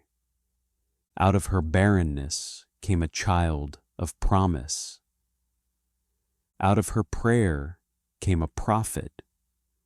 So too, in our own times of waiting, God can bring life. He can turn sorrow into joy. He can make our whispered prayers into songs of thanksgiving. Samuel was still a boy when his mother Hannah brought him to live at the house of the Lord in Shiloh. She had prayed for him, and the Lord had answered. She had promised to dedicate him, and she kept her vow. From the time he was weaned, Samuel served under Eli the priest. Day after day, Samuel performed the simple duties of a servant in the tabernacle. He opened the doors in the morning. He cared for the lampstand. He assisted Eli in his priestly tasks. Though he was young, his heart was devoted to the Lord. In those days, the word of the Lord was rare. Visions were not common. The people often did what was right in their own eyes. Yet in the quiet of Shiloh, God was preparing to speak. One night, Eli was lying down in his usual place. His eyes were becoming weak. He could barely see. Samuel was lying in the temple of the Lord, where the ark of God was kept. The lamp of God had not yet gone out, and the night was still. Then the Lord called Samuel. "Samuel," the boy answered, "Here I am." He ran to Eli and said, "Here I am. You called me." But Eli said, "I did not call. Go back and lie down." So he went and lay down. Again the Lord called, "Samuel." And again Samuel ran to Eli and said, "Here I am. You called me." "My son," Eli said, "I did not call. Go back and lie down." A third time the Lord called, "Samuel."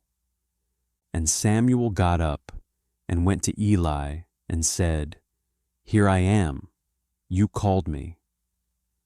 Then Eli realized that the Lord was calling the boy. So Eli told Samuel, "Go and lie down, and if he calls you again, say, 'Speak, Lord, for your servant is listening.'" So Samuel went and lay down in his place. The Lord came and stood there, calling as before, "Samuel, Samuel." Then Samuel said, "Speak, for your servant is listening." And the Lord spoke. He revealed to Samuel what would happen in Israel, that judgment would come upon Eli's house, because his sons had dishonored the priesthood. Samuel listened carefully, his young heart open to the voice of God. In the morning, Samuel was afraid to tell Eli the vision. But Eli called him and said, "What was it he said to you? Do not hide it from me." So Samuel told him everything. And Eli said, "He is the Lord. Let him do what is good in his eyes." From that day on, the Lord was with Samuel. He grew, and none of his words fell to the ground. All Israel recognized that Samuel was a prophet of the Lord. The story of Samuel hearing God's voice is a reminder that God speaks not only to the powerful or the old, but even to the young and the humble. Samuel was just a boy serving quietly in the temple when the Lord called his name.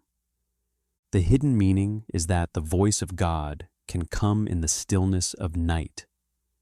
It can come when the world is quiet, when our hearts are open, when we are willing to say, "Speak, Lord, for your servant is listening."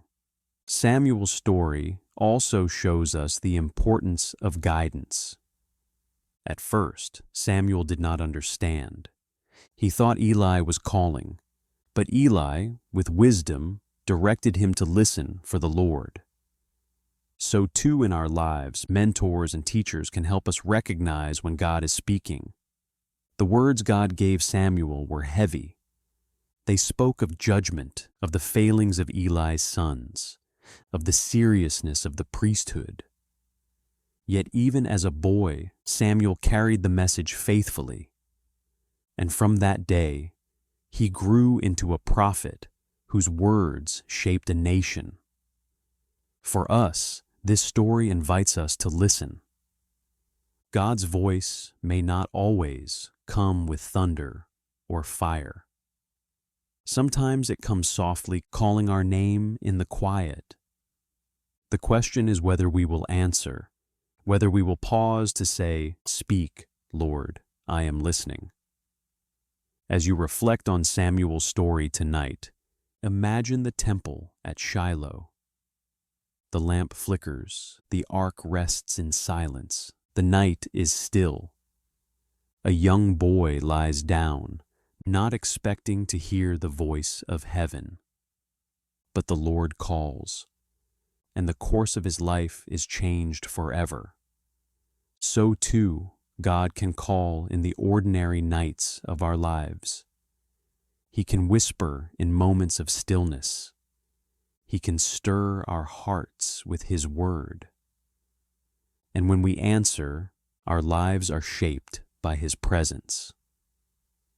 Let Samuel's response be yours as well. "Speak, Lord, for your servant is listening." Simple words, yet powerful in their surrender. Words that open the heart to divine encounter.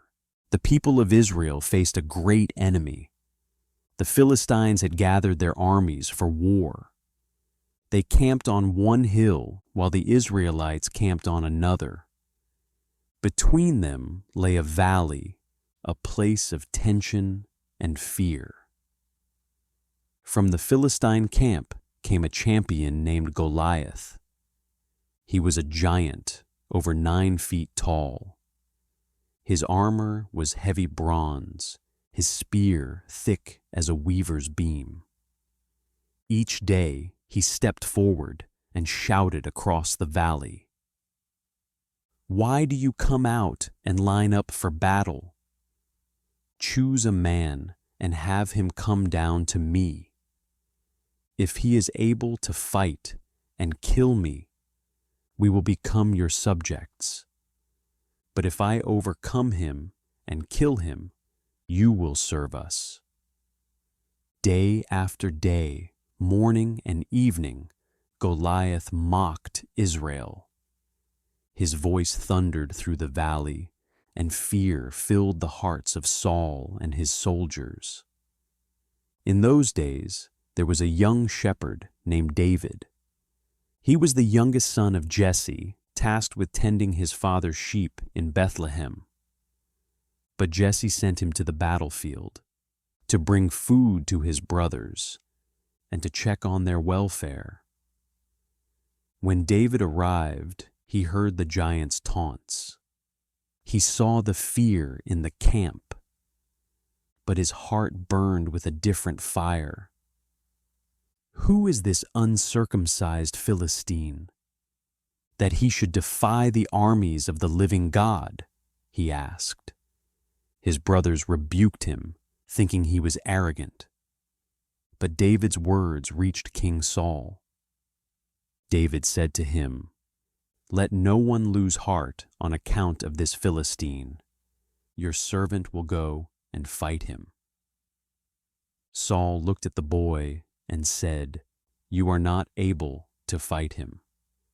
You are only a young man, and he has been a warrior from his youth." But David answered, "Your servant has been keeping his father's sheep. When a lion or a bear came and carried off a sheep, I went after it, struck it, and rescued the sheep. When it turned on me, I seized it by its hair, struck it, and killed it. The Lord who delivered me from the paw of the lion and the paw of the bear will deliver me from the hand of this Philistine." So Saul said, "Go, and the Lord be with you." They tried to dress David in Saul's armor, but it was too heavy. He could not move freely. So David took it off. He carried only his staff, his sling, and 5 smooth stones chosen from the brook. With these, he approached the giant. When Goliath saw him, he sneered. "Am I a dog that you come at me with sticks? Come here, and I will give your flesh to the birds and the wild animals." But David replied, "You come against me with sword and spear and javelin, but I come against you in the name of the Lord Almighty, the God of the armies of Israel, whom you have defied. This day the Lord will deliver you into my hands, and the whole world will know that there is a God in Israel. It is not by sword or spear that the Lord saves, for the battle is the Lord's." Goliath moved closer to attack, but David ran quickly toward the battle line. Reaching into his bag, he took out a stone, slung it, and struck the Philistine on the forehead. The stone sank deep, and Goliath fell face down on the ground. David triumphed with a sling and a stone. He stood over the giant, took Goliath's own sword, and cut off his head. When the Philistines saw their champion was dead, they turned and fled. The men of Israel shouted and pursued them, and victory was given that day. The story of David and Goliath is one of the most well-known in Scripture. But beyond the details of battle lies a deeper meaning. It reminds us that God's strength is not measured by size or by weapons. A boy with a sling overcame a giant with armor. Faith triumphed over fear. David did not trust in his own power. He trusted in the God who had delivered him before, the God who rules over every battle. His courage was not arrogance, but confidence in the Lord. The hidden truth is that giants still rise in our lives. They may not stand 9 feet tall, but they tower over us in other ways. Fear, doubt, temptation, despair. They shout across the valley, mocking our faith, challenging our hope. Like Israel, we may feel small, but like David, we are called to remember that the battle is the Lord's. It is not by sword or spear, not by strength or might, but by His Spirit. The sling and stone were simple tools, yet in God's hand they became instruments of victory. So too, what little we carry can become enough when we trust Him. As you reflect on this story tonight, imagine the valley of Elah, the shouts of a giant, the trembling of soldiers, and then the quiet determination of a shepherd boy. Imagine the moment the stone flew, the sound as it struck, and the silence that followed. Fear turned to wonder. Despair turned to triumph. Let the truth rest in your heart. The same God who gave David victory is with you as well. The giants you face are not greater than His power. The battles you fear are not stronger than His hand. And the tools you hold, however small, are enough when He is the one who fights for you. After David, the shepherd who became king, had reigned over Israel, His son Solomon took the throne. He was young, inexperienced, and the weight of the kingdom rested heavily upon his shoulders. One night, after Solomon had offered sacrifices at Gibeon, the Lord appeared to him in a dream. "Ask for whatever you want me to give you," God said. Solomon could have asked for riches, for long life, for victory over enemies. But instead, he bowed his heart in humility. "You have shown great kindness to your servant, my father David, because he was faithful to you. Now, O Lord my God, you have made your servant king in place of my father, but I am only a little child and do not know how to carry out my duties. So give your servant a discerning heart to govern your people and to distinguish between right and wrong. For who is able to govern this great people of yours?" The Lord was pleased with Solomon's request. God said, "Since you have asked for wisdom and not for long life or wealth for yourself, nor for the death of your enemies, I will give you what you have asked. I will give you a wise and discerning heart, so that there will never have been anyone like you, nor will there ever be. Moreover, I will give you what you did not ask for, both wealth and honor, so that in your lifetime you will have no equal among kings. And if you walk in obedience to me, I will give you a long life." When Solomon awoke, he realized it had been a dream, yet the promise was true. Not long after, Solomon's wisdom was tested.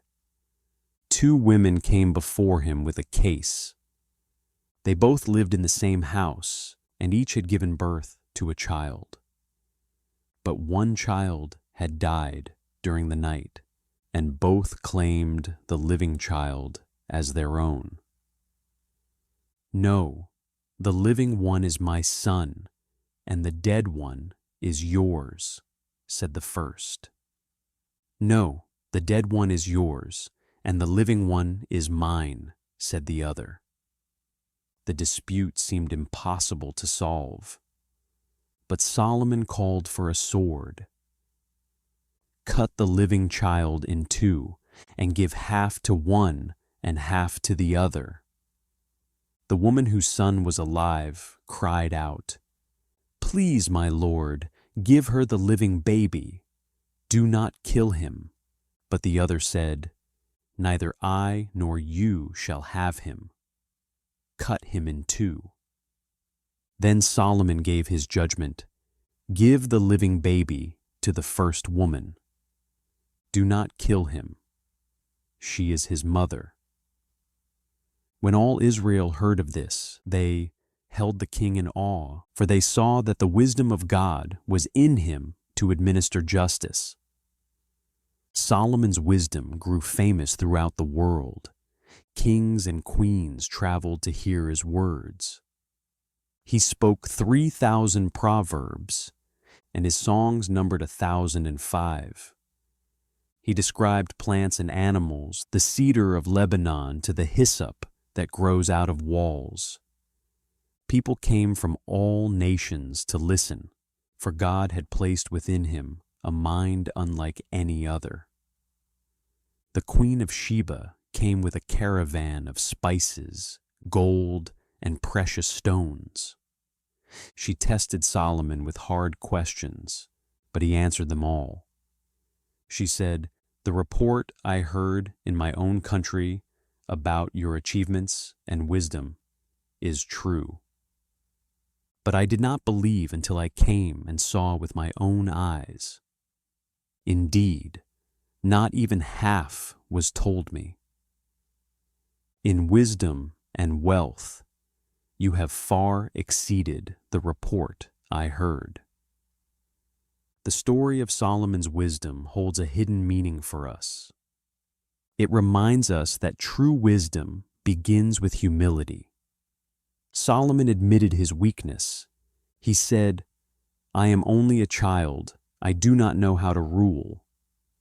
And because he humbled himself, God exalted him with wisdom. It also reminds us that wisdom is not for personal gain. Solomon asked so that he might govern God's people rightly. His request was not selfish, but rooted in service. True wisdom is always a gift meant to bless others.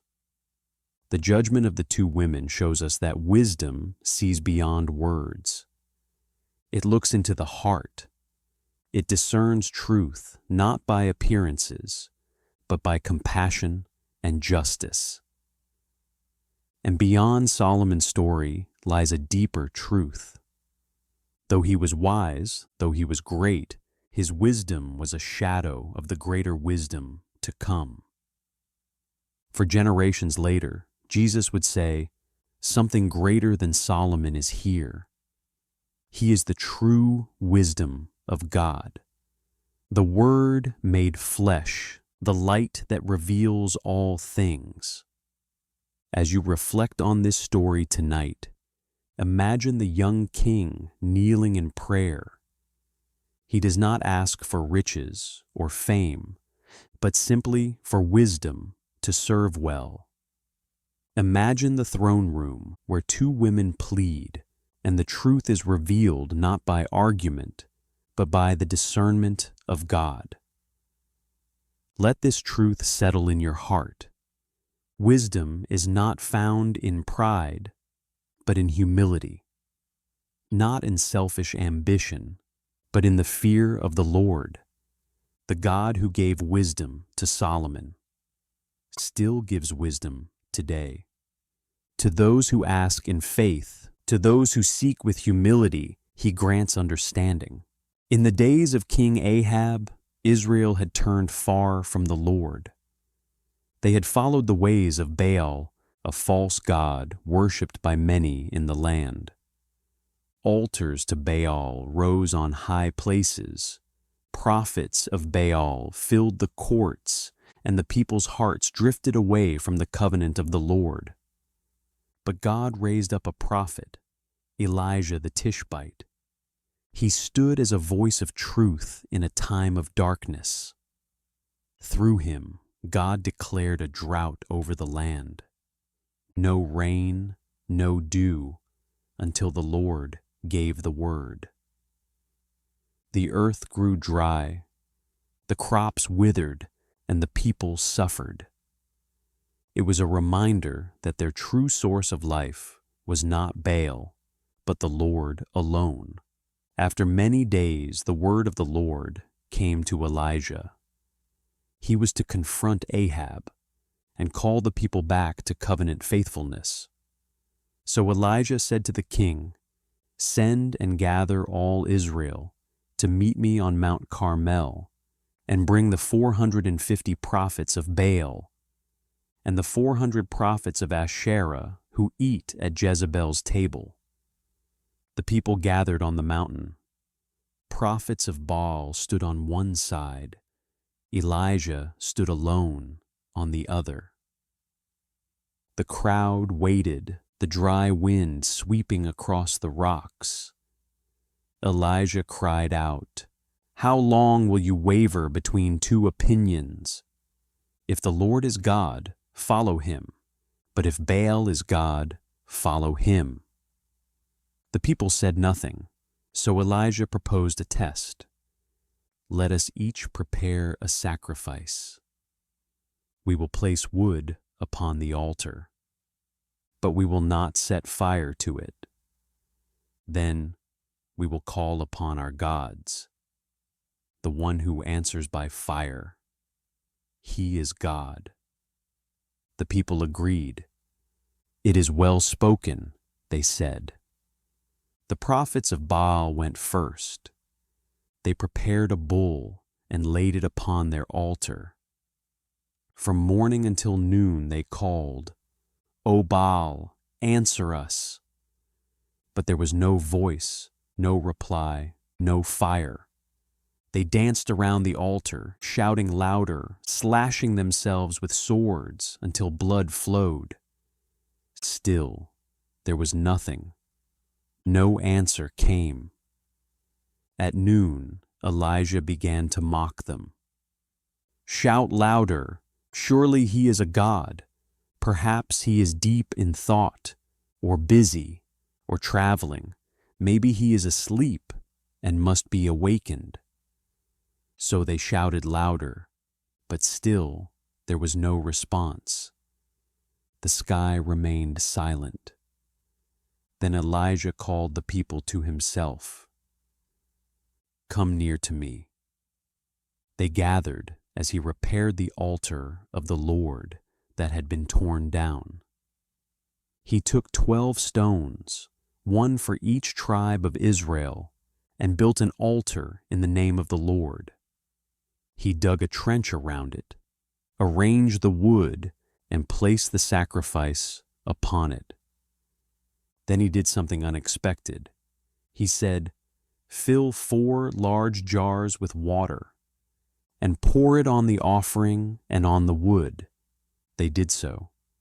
"Do it again," he said, and they did it again. "Do it a 3rd time."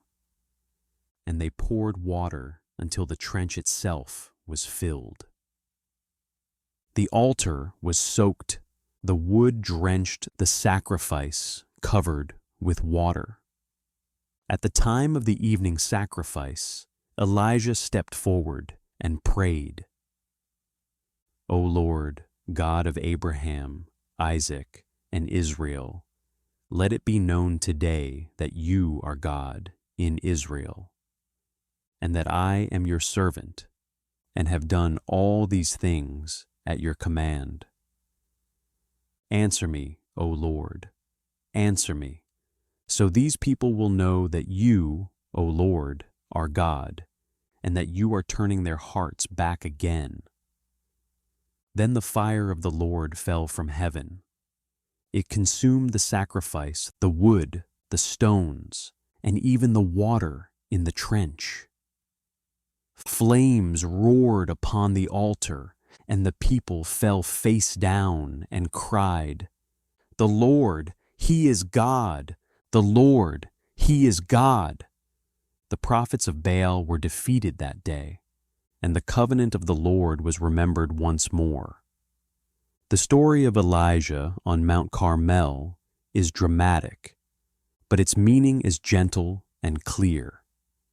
It reminds us that the Lord alone is God. Baal could not answer, though hundreds cried to him with all their might.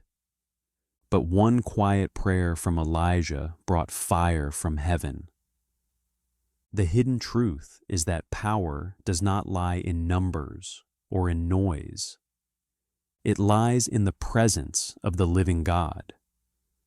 When we feel outnumbered, when the world seems to serve other voices, we remember Elijah standing alone. Yet not truly alone, for the Lord was with him. The water poured upon the altar reminds us that God's power is not hindered by impossibility. Soaked wood cannot burn, stones cannot be consumed, yet the fire of God made it so. When He chooses to act, no obstacle can resist Him. This story also teaches us that God answers to turn hearts. The fire was not only to prove His strength, but to bring the people back. When they fell to the ground and cried out, "The Lord, He is God," their hearts remembered the covenant once forgotten. As you reflect on Elijah's story tonight, imagine the mountain of Carmel, the crowd silent at the prophets of Baal exhausted, and then the sudden roar of fire from heaven. The altar consumed, the stones blackened the trench dry in an instant. And in that light, the people kneeling, their voices united in confession. Let this truth settle in your heart. The Lord is God. No rival stands beside him. No false voice can compare. He alone hears, he alone answers, and he alone turns hearts back again. There was a widow in Israel whose heart was heavy with grief and fear. Her husband, a servant of the prophet Elisha, had died. She was left alone with her 2 sons, and the weight of debt pressed upon her. The creditor came to her house demanding payment. If she could not pay, he threatened to take her sons as slaves. With nowhere else to turn, the widow went to Elisha. Her voice trembled as she spoke. "Your servant, my husband, is dead, and you know that he revered the Lord. But now his creditor is coming to take my 2 boys as his slaves." Elisha looked at her with compassion. "What shall I do for you? Tell me, what do you have in your house?" She answered, "Your servant has nothing there at all except a small jar of olive oil." Elisha said, "Go around and ask all your neighbors for empty jars, and not just a few. Then go inside, shut the door behind you and your sons. Pour oil into all the jars, and as each is filled, put it to one side." The widow obeyed. She went from house to house, knocking on doors, asking for jars. Neighbors lent her vessels of every size: small jars, tall jars, wide jars, narrow jars. Her sons carried them home, stacking them inside their little house, until the floor was lined with emptiness. Then she shut the door, just as the prophet had said. She took the small jar of oil in her hand. It seemed so little, so insignificant, but in faith she tilted it, and the oil began to flow. She poured into the first jar, and it filled to the brim. Her son set it aside. She poured into another, and it too was filled. Jar after jar, the oil continued to flow. The widow's eyes widened in wonder. Her sons moved quickly, placing jar after jar before her. The oil never stopped. It did not run dry. It filled every vessel they had borrowed. At last, she said to her son, "Bring me another jar." But he replied, "There is not a jar left." Then the oil stopped flowing. Breathless, the widow looked around the room. Every jar was full, shining with oil. What had once been emptiness was now abundance. She hurried to Elisha and told him what had happened. He said, "Go, sell the oil and pay your debts. You and your sons can live on what is left." Her fear was lifted. Her sons were safe. Her future was secure. The God of Israel had provided, turning scarcity into plenty, despair into hope. The story of Elisha and the widow's oil carries a deep and gentle meaning. It reminds us that God begins with what we have, even if it seems small. A single jar of oil in a poor woman's house became the source of her deliverance. The hidden truth is that nothing is too little in the hands of God. What we see as insignificant, He can multiply. What we believe is not enough, He can make more than sufficient. This story also teaches us the power of obedience. The widow did not argue. She borrowed jars, she shut the door, she poured the oil. Step by step, she followed the word of the prophet, and step by step, she saw the miracle unfold. It is also a picture of God's compassion. He cared for a widow, someone forgotten by society, someone powerless and poor. Her need mattered to him. And through his prophet, he met that need with overflowing kindness. For us, the story is a reminder that God sees our emptiness. He knows the debts we cannot pay, the fears we cannot quiet, the losses we cannot bear, and he invites us to bring what little we have, to place it in his hands, to trust his provision. As you reflect on this story tonight, imagine the quiet room filled with jars. One by one, the oil rises to the brim. The widow's hands tremble, her son's eyes shine, and the fragrance of olive oil fills the air. What began with sorrow ends with joy. What began with nothing ends with abundance. So too in your own life, God can take what seems too small and make it enough. He can fill your emptiness. He can quiet your fears. He can provide in ways you never imagined. The oil may stop when the jars are full, but his mercy never ends. His love never runs dry. The word of the Lord came to a prophet named Jonah. Go to the great city of Nineveh and preach against it, because its wickedness has come up before me. But Jonah did not want to go.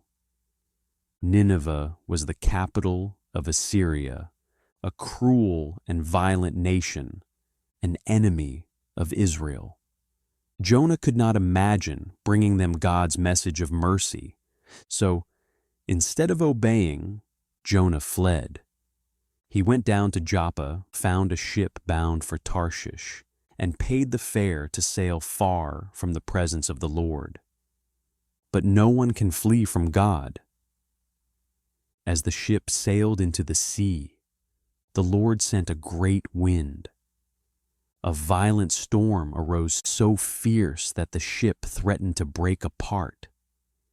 The sailors were afraid. Each cried out to his own God. They threw cargo into the sea to lighten the ship. Meanwhile, Jonah had gone below deck and fallen into a deep sleep. The captain found him and said, "How can you sleep? Get up and call on your God. Maybe he will take notice of us, so we will not perish." The sailors cast lots to find out who was responsible for the storm. The lot fell on Jonah. They asked him, "Tell us, who is responsible for this trouble? What do you do? Where do you come from? What is your country? From what people are you?" Jonah answered, "I am a Hebrew, and I worship the Lord, the God of heaven, who made the sea and the dry land." The sailors were terrified. They said, "What have you done?" For they knew he was running away from the Lord. As the storm grew worse, they cried, "What should we do to you to make the sea calm down for us?" Jonah replied, "Pick me up and throw me into the sea, and it will become calm. I know that it is my fault that this great storm has come upon you." At first, the men tried to row back to land, but the sea grew even wilder. Finally, they cried out to the Lord, "Please, Lord, do not let us die for taking this man's life. Do not hold us accountable for killing an innocent man. For you, Lord, have done as you pleased." They took Jonah and threw him overboard, and the raging sea grew calm. The sailors greatly feared the Lord. They offered a sacrifice and made vows to him. But Jonah sank beneath the waves. The waters closed around him. Seaweed wrapped around his head. He descended to the depths, to the roots of the mountains. And there, God provided a great fish to swallow him. Inside the belly of the fish, Jonah remained 3 days and 3 nights. In that darkness, he prayed. In my distress, I called to the Lord, and he answered me. From deep in the realm of the dead, I called for help, and you listened to my cry. The engulfing waters threatened me. The deep surrounded me. But you, Lord my God, brought my life up from the pit. Salvation comes from the Lord. The Lord commanded the fish, and it vomited Jonah onto dry land. Then the word of the Lord came to Jonah a second time. Go to the great city of Nineveh and proclaim the message I give you. This time Jonah obeyed. He entered the city and proclaimed, 40 more days and Nineveh will be overthrown. The Ninevites believed God. They declared a fast from the greatest to the least. When the king heard, he rose from his throne, took off his robes, covered himself with sackcloth, and sat in the dust. He issued a decree. Let everyone call urgently on God. Let them give up their evil ways and their violence. Who knows? God may yet relent and with compassion turn from his fierce anger, so that we will not perish. When God saw what they did, how they turned from their evil ways, he relented. He did not bring on them the destruction he had threatened. But Jonah was displeased. He prayed, "Isn't this what I said, Lord, when I was still at home?" That is why I tried to flee to Tarshish. I knew that you are a gracious and compassionate God, slow to anger and abounding in love, a God who relents from sending calamity. Now, Lord, take away my life, for it is better for me to die than to live. The Lord replied, "Is it right for you to be angry?" Jonah went out and sat down east of the city. He made a shelter and waited to see what would happen. Then the Lord provided a leafy plant which grew up over Jonah to give him shade. Jonah was very happy about the plant, but at dawn the next day, God provided a worm which chewed the plant so that it withered.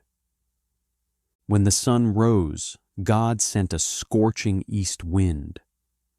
The sun blazed on Jonah's head, and he grew faint. He wanted to die. But God said to Jonah, "Is it right for you to be angry about the plant?" Jonah said, "It is. And I am so angry, I wish I were dead." But the Lord said, "You have been concerned about this plant, though you did not tend it or make it grow. It sprang up overnight and died overnight. And should I not have concern for the great city of Nineveh, in which there are more than 120,000 people, who cannot tell their right hand from their left, and also many animals?" The story of Jonah and the great fish is more than a tale of disobedience and rescue. It is a picture of God's mercy. For the sailors, for the people of Nineveh, and even for Jonah himself, the hidden meaning is this: God's compassion extends beyond what we imagine. Jonah wanted judgment, but God desired mercy. He is a God who hears the cries of those who repent, no matter how far they have strayed. Jonah's 3 days in the fish also point to a greater truth. Centuries later, Jesus would say, "As Jonah was 3 days and 3 nights in the belly of the fish, so the Son of Man will be 3 days and 3 nights in the heart of the earth." The story of Jonah foreshadows the death and resurrection of Christ, the ultimate sign of God's salvation. For us, Jonah's journey is both a warning and a comfort. It warns us not to run from God's call, and it comforts us that even when we do, He can still reach us, still rescue us, still use us for His purposes. As you reflect on Jonah's story tonight, imagine the rolling waves, the cry of sailors, the darkness of the fish's belly, and the surprising mercy poured upon a great city. The Lord is patient.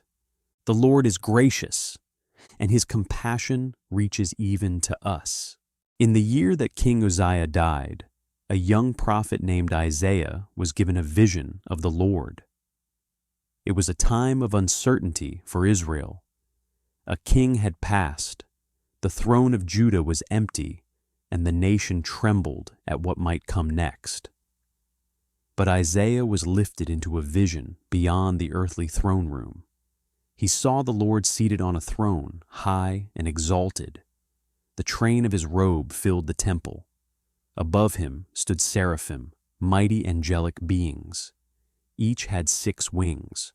With 2 they covered their faces, with 2 they covered their feet, and with 2 they flew. They called to one another in unending praise. "Holy, holy, holy is the Lord Almighty. The whole earth is full of His glory." At the sound of their voices, the doorposts and thresholds shook, and the temple was filled with smoke. Isaiah fell to the ground, overwhelmed by the sight. "Woe to me," he cried. "I am ruined. For I am a man of unclean lips, and I live among a people of unclean lips, and my eyes have seen the King, the Lord Almighty."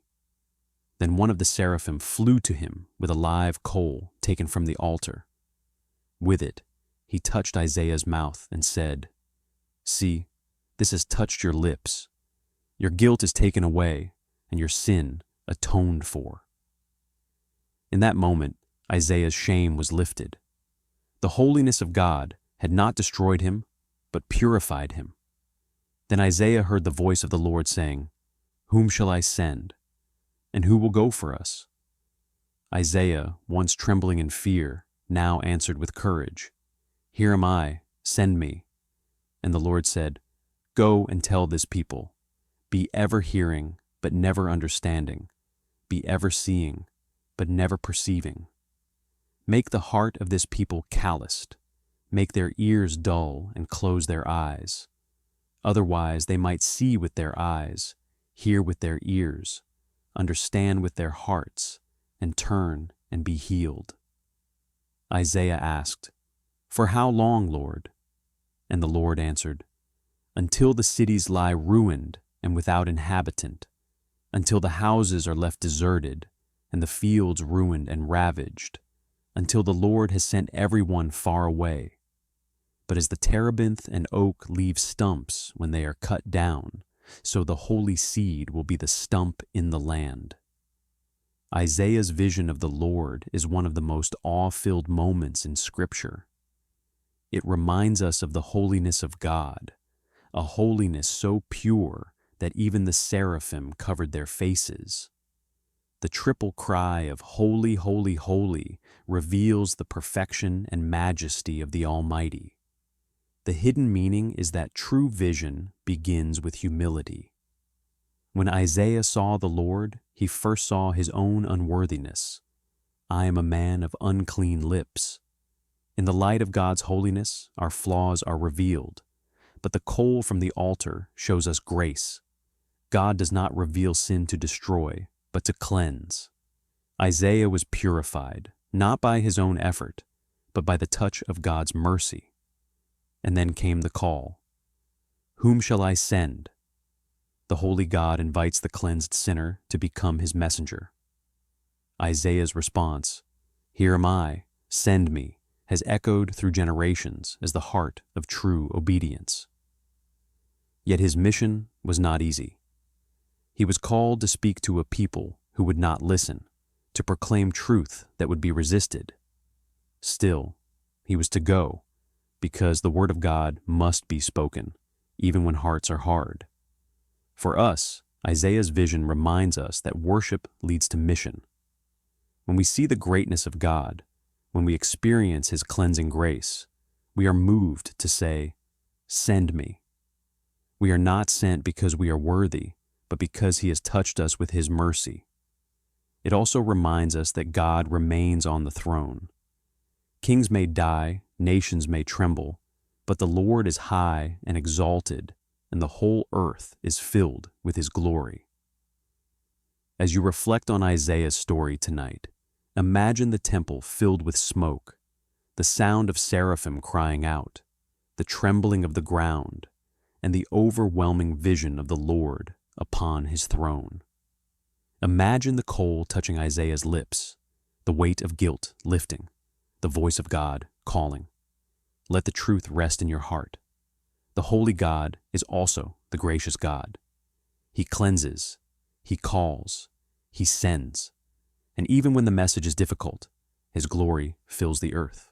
The word of the Lord came to a young man named Jeremiah. Before he was born, God had chosen him. Before I formed you in the womb, I knew you. Before you were born, I set you apart. I appointed you as a prophet to the nations.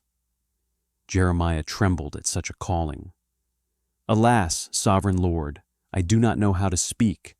I am too young. But the Lord said to him, Do not say, I am too young.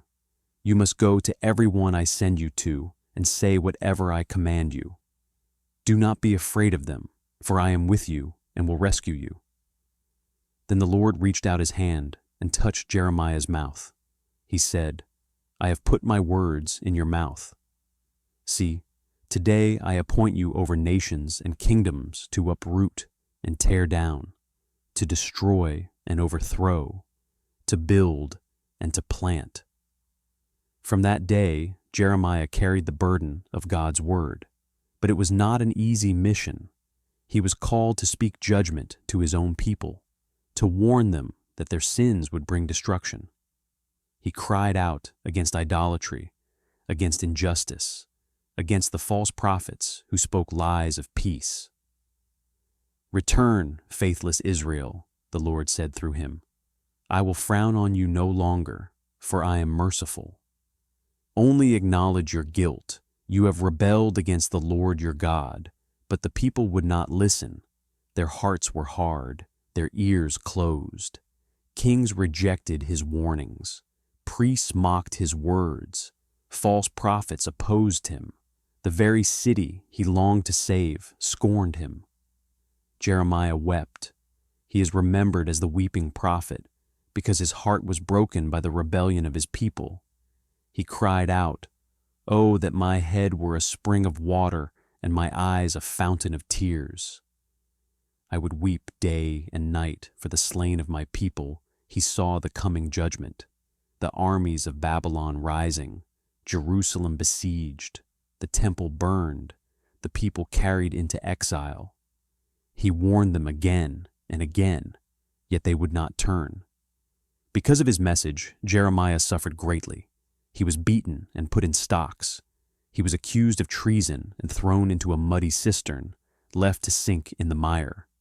He was despised, rejected, alone, and sorrowful. Yet even in despair, he could not hold back the word of the Lord.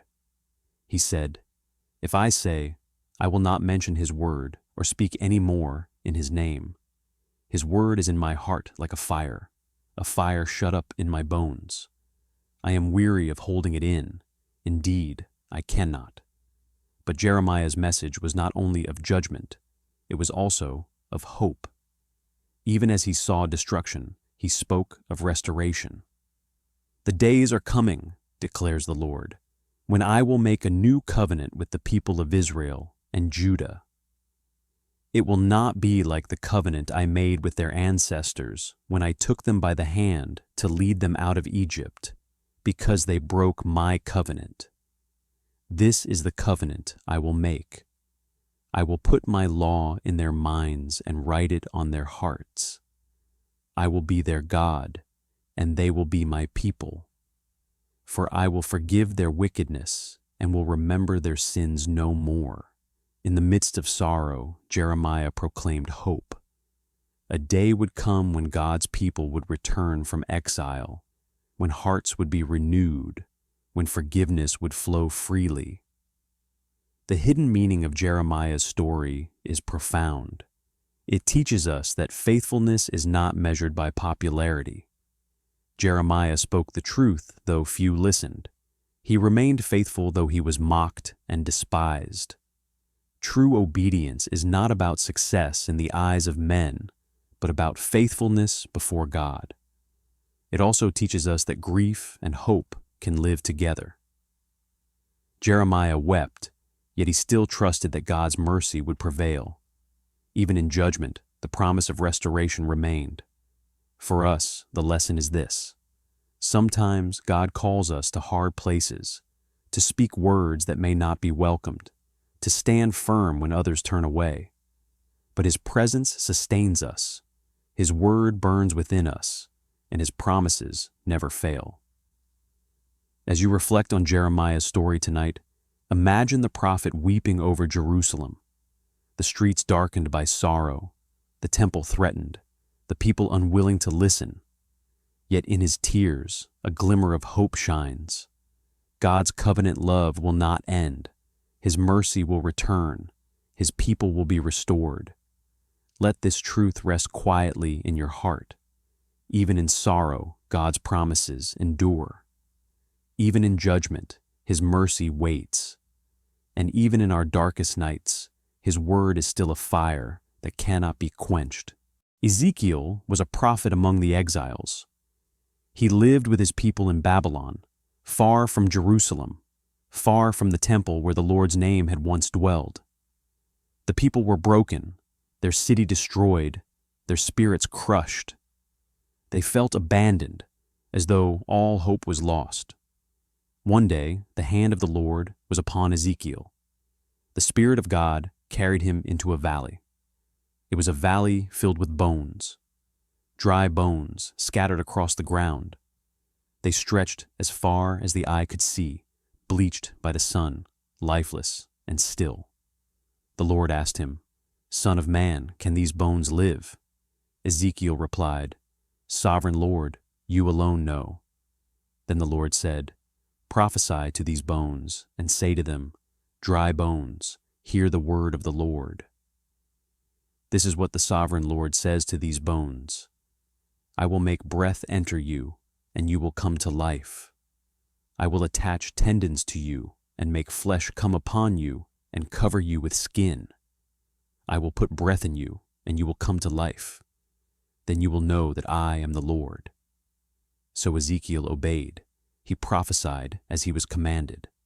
And as he spoke, there was a noise, a rattling sound, and the bones came together, bone to bone.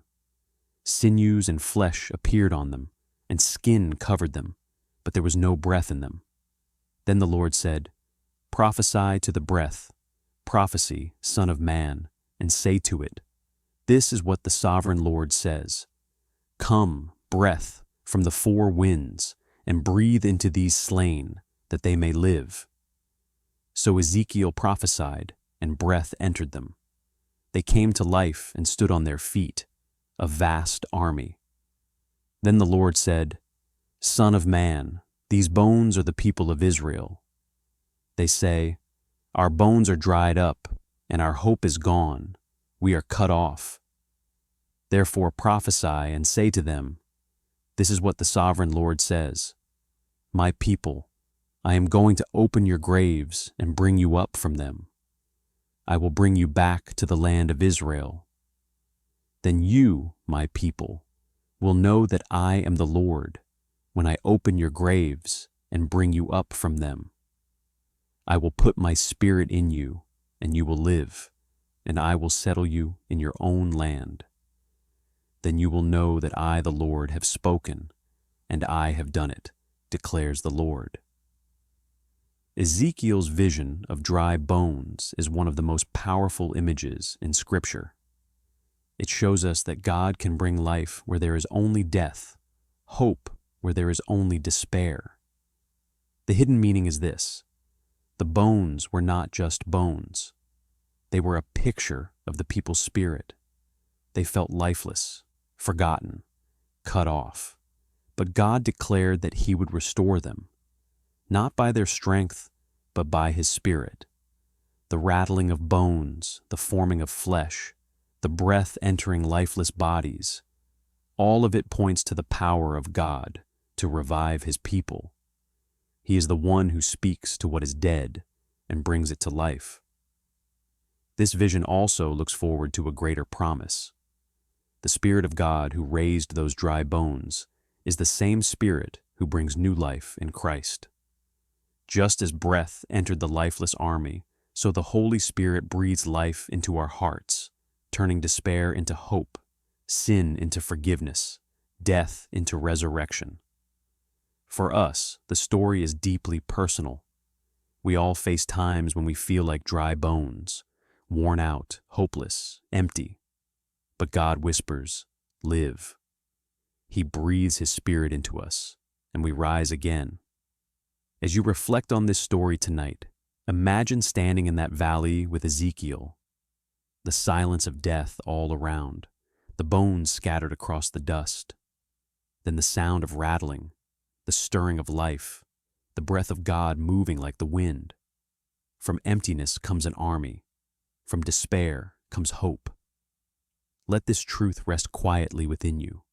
The Spirit of God can bring life to the driest places. He can breathe hope into what feels lost. He can raise you up, stand you on your feet, and remind you that He is the Lord.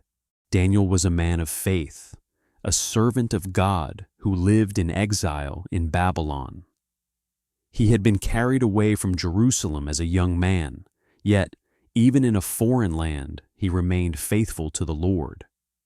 His wisdom and integrity made him stand out, and soon he was appointed as one of the highest officials under King Darius. But his success stirred jealousy. Other administrators and satraps looked for grounds to accuse Daniel, but they could find no corruption in him. He was trustworthy, neither negligent nor dishonest. So they said, "We will never find any basis for charges against this man Daniel unless it has something to do with the law of his God." Together, they devised a plan. They went to King Darius and said, "O king, live forever. The royal administrators, prefects, satraps, advisors, and governors have all agreed that the king should issue an edict and enforce the decree that anyone who prays to any god or man during the next 30 days, except to you, O king, shall be thrown into the lion's den. Now, O king, issue the decree and put it in writing so that it cannot be altered." The king agreed and signed the decree. When Daniel learned that the decree had been published, he went home to his upstairs room, where the windows opened toward Jerusalem. 3 times a day he got down on his knees and prayed, giving thanks to his God, just as he had done before. His enemies found him praying and went straight to the king. "Daniel, who is one of the exiles from Judah, pays no attention to you, O king, or to the decree you put in writing. He still prays 3 times a day." When the king heard this, he was greatly distressed. He admired Daniel and sought to rescue him, but the law of the Medes and Persians could not be repealed. The decree stood firm, so at last the king gave the order. Daniel was brought and thrown into the den of lions. But before he was lowered in, Darius said to him, "May your God, whom you serve continually, rescue you." A stone was brought and placed over the mouth of the den, and the king sealed it with his own signet ring. Then he returned to his palace, but he spent the night fasting. He refused entertainment, and sleep fled from him. At the first light of dawn, the king hurried to the lion's den. When he reached it, he called out in anguish, "Daniel, servant of the living God, has your God, whom you serve continually, been able to rescue you from the lions?" And from within the den came Daniel's voice, "O king, live forever. My God sent his angel, and he shut the mouths of the lions. They have not hurt me because I was found innocent in his sight, nor have I ever done any wrong before you, O king." The king was overjoyed. He gave orders to lift Daniel out of the den. No wound was found on him because he had trusted in his God. Then the king commanded that the men who had falsely accused Daniel be brought and thrown into the lion's den, along with their families. And before they reached the floor, the lions overpowered them and crushed all their bones. King Darius then wrote to all nations and peoples of every language, "May you prosper greatly. I issue a decree that in every part of my kingdom people must fear and reverence the God of Daniel, for he is the living God, and he endures forever. His kingdom will not be destroyed. His dominion will never end. He rescues and he saves. He performs signs and wonders in the heavens and on the earth. He has rescued Daniel from the power of the lions." The story of Daniel in the lion's den is one of courage and faith. It shows us the power of trust in God, even when obedience brings danger. Daniel could have hidden his prayers. He could have bowed quietly to the king's decree, but he chose to remain faithful, to kneel before the Lord as he always had. The hidden meaning is that true faith stands firm, even when tested by fire or lions. Daniel did not escape the den, but God entered the den with him. He shut the mouths of the lions and turned a place of death into a testimony of life. It also reminds us that faithfulness speaks louder than fear. Daniel's courage moved a king. His trust in God led to a decree that reached across nations, proclaiming the greatness of the living God. For us, the story encourages us to remain faithful in prayer. Even when the world presses us to compromise, even when obedience seems costly, we can trust the one who rescues and saves. As you reflect on this story tonight, imagine the darkness of the den, the sound of lions breathing close by, their eyes glowing in the shadows, yet their mouths closed by the hand of God. Imagine the relief at dawn when Daniel's voice rang out, unharmed, unafraid, a witness to the power of the living God. Let the truth rest in your heart. God is able to deliver.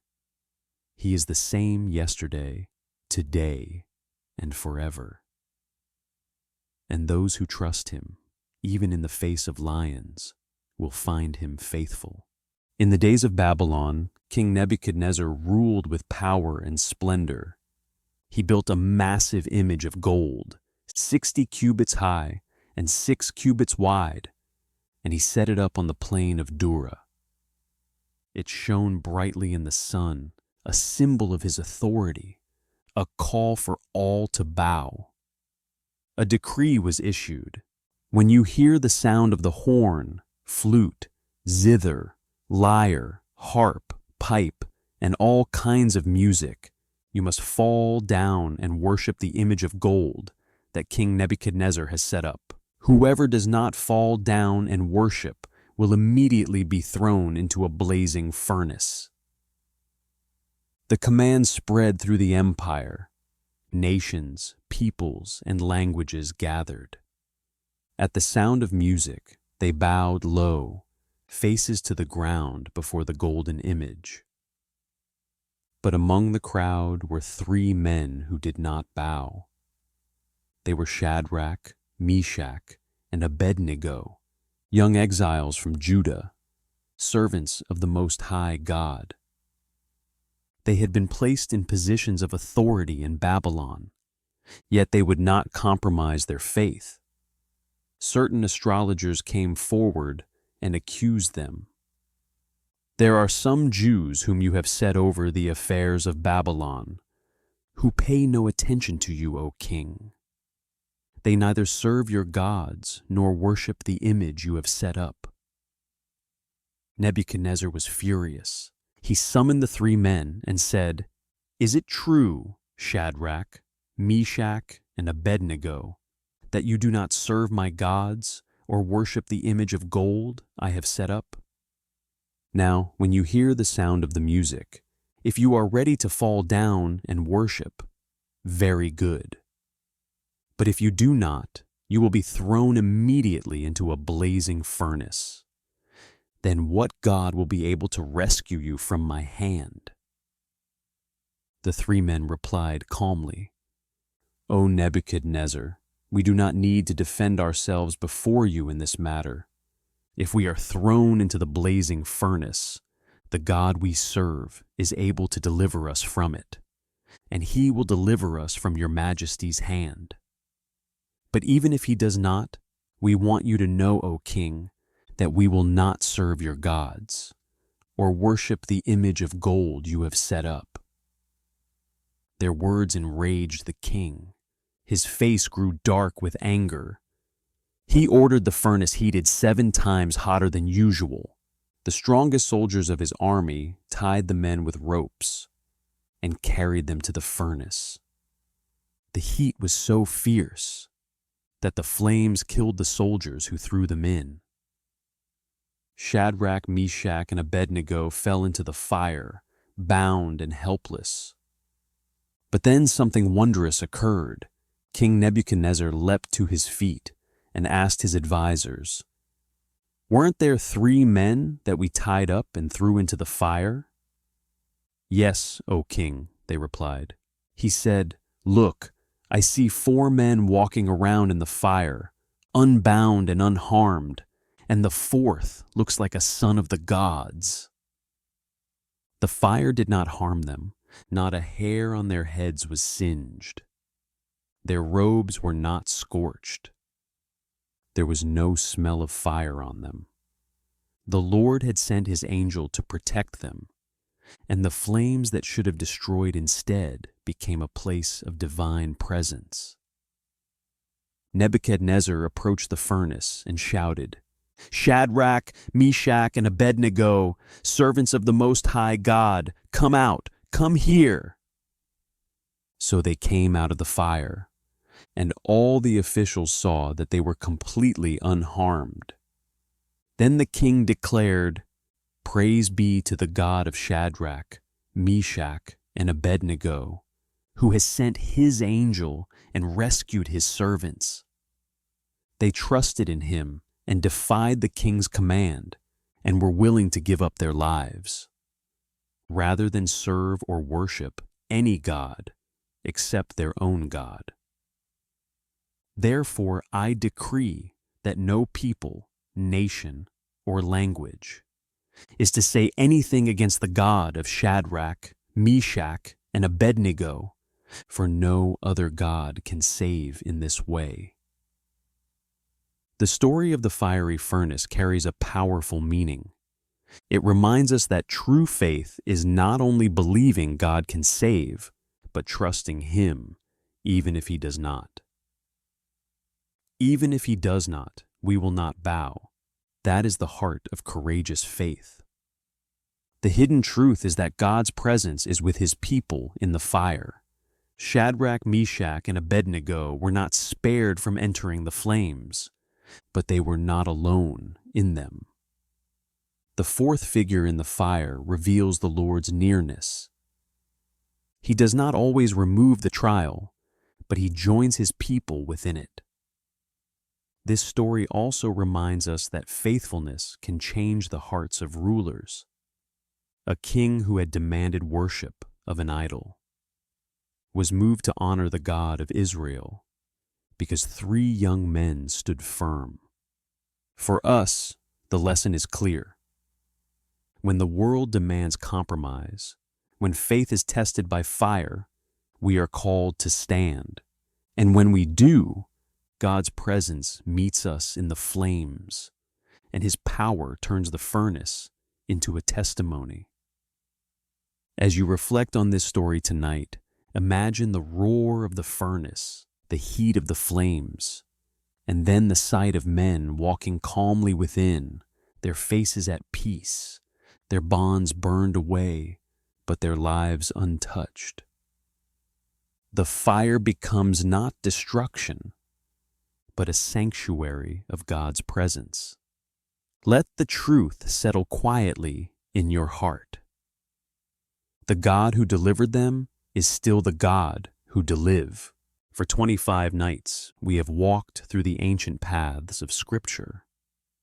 From the creation of the world to the call of Abraham, from the faith of Moses to the courage of Daniel, from the tears of Jeremiah to the fire of Shadrach, Meshach, and Abednego. Each story has spoken with a voice of its own. Together they weave a tapestry of God's presence, His faithfulness, His mercy, and His power. We have seen that God creates, and He blesses His creation with order and beauty.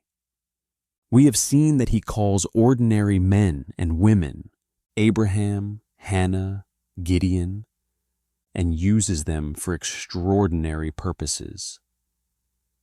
We have seen His mighty hand delivering His people from Egypt, parting the Red Sea, leading them through the wilderness, and giving them His law.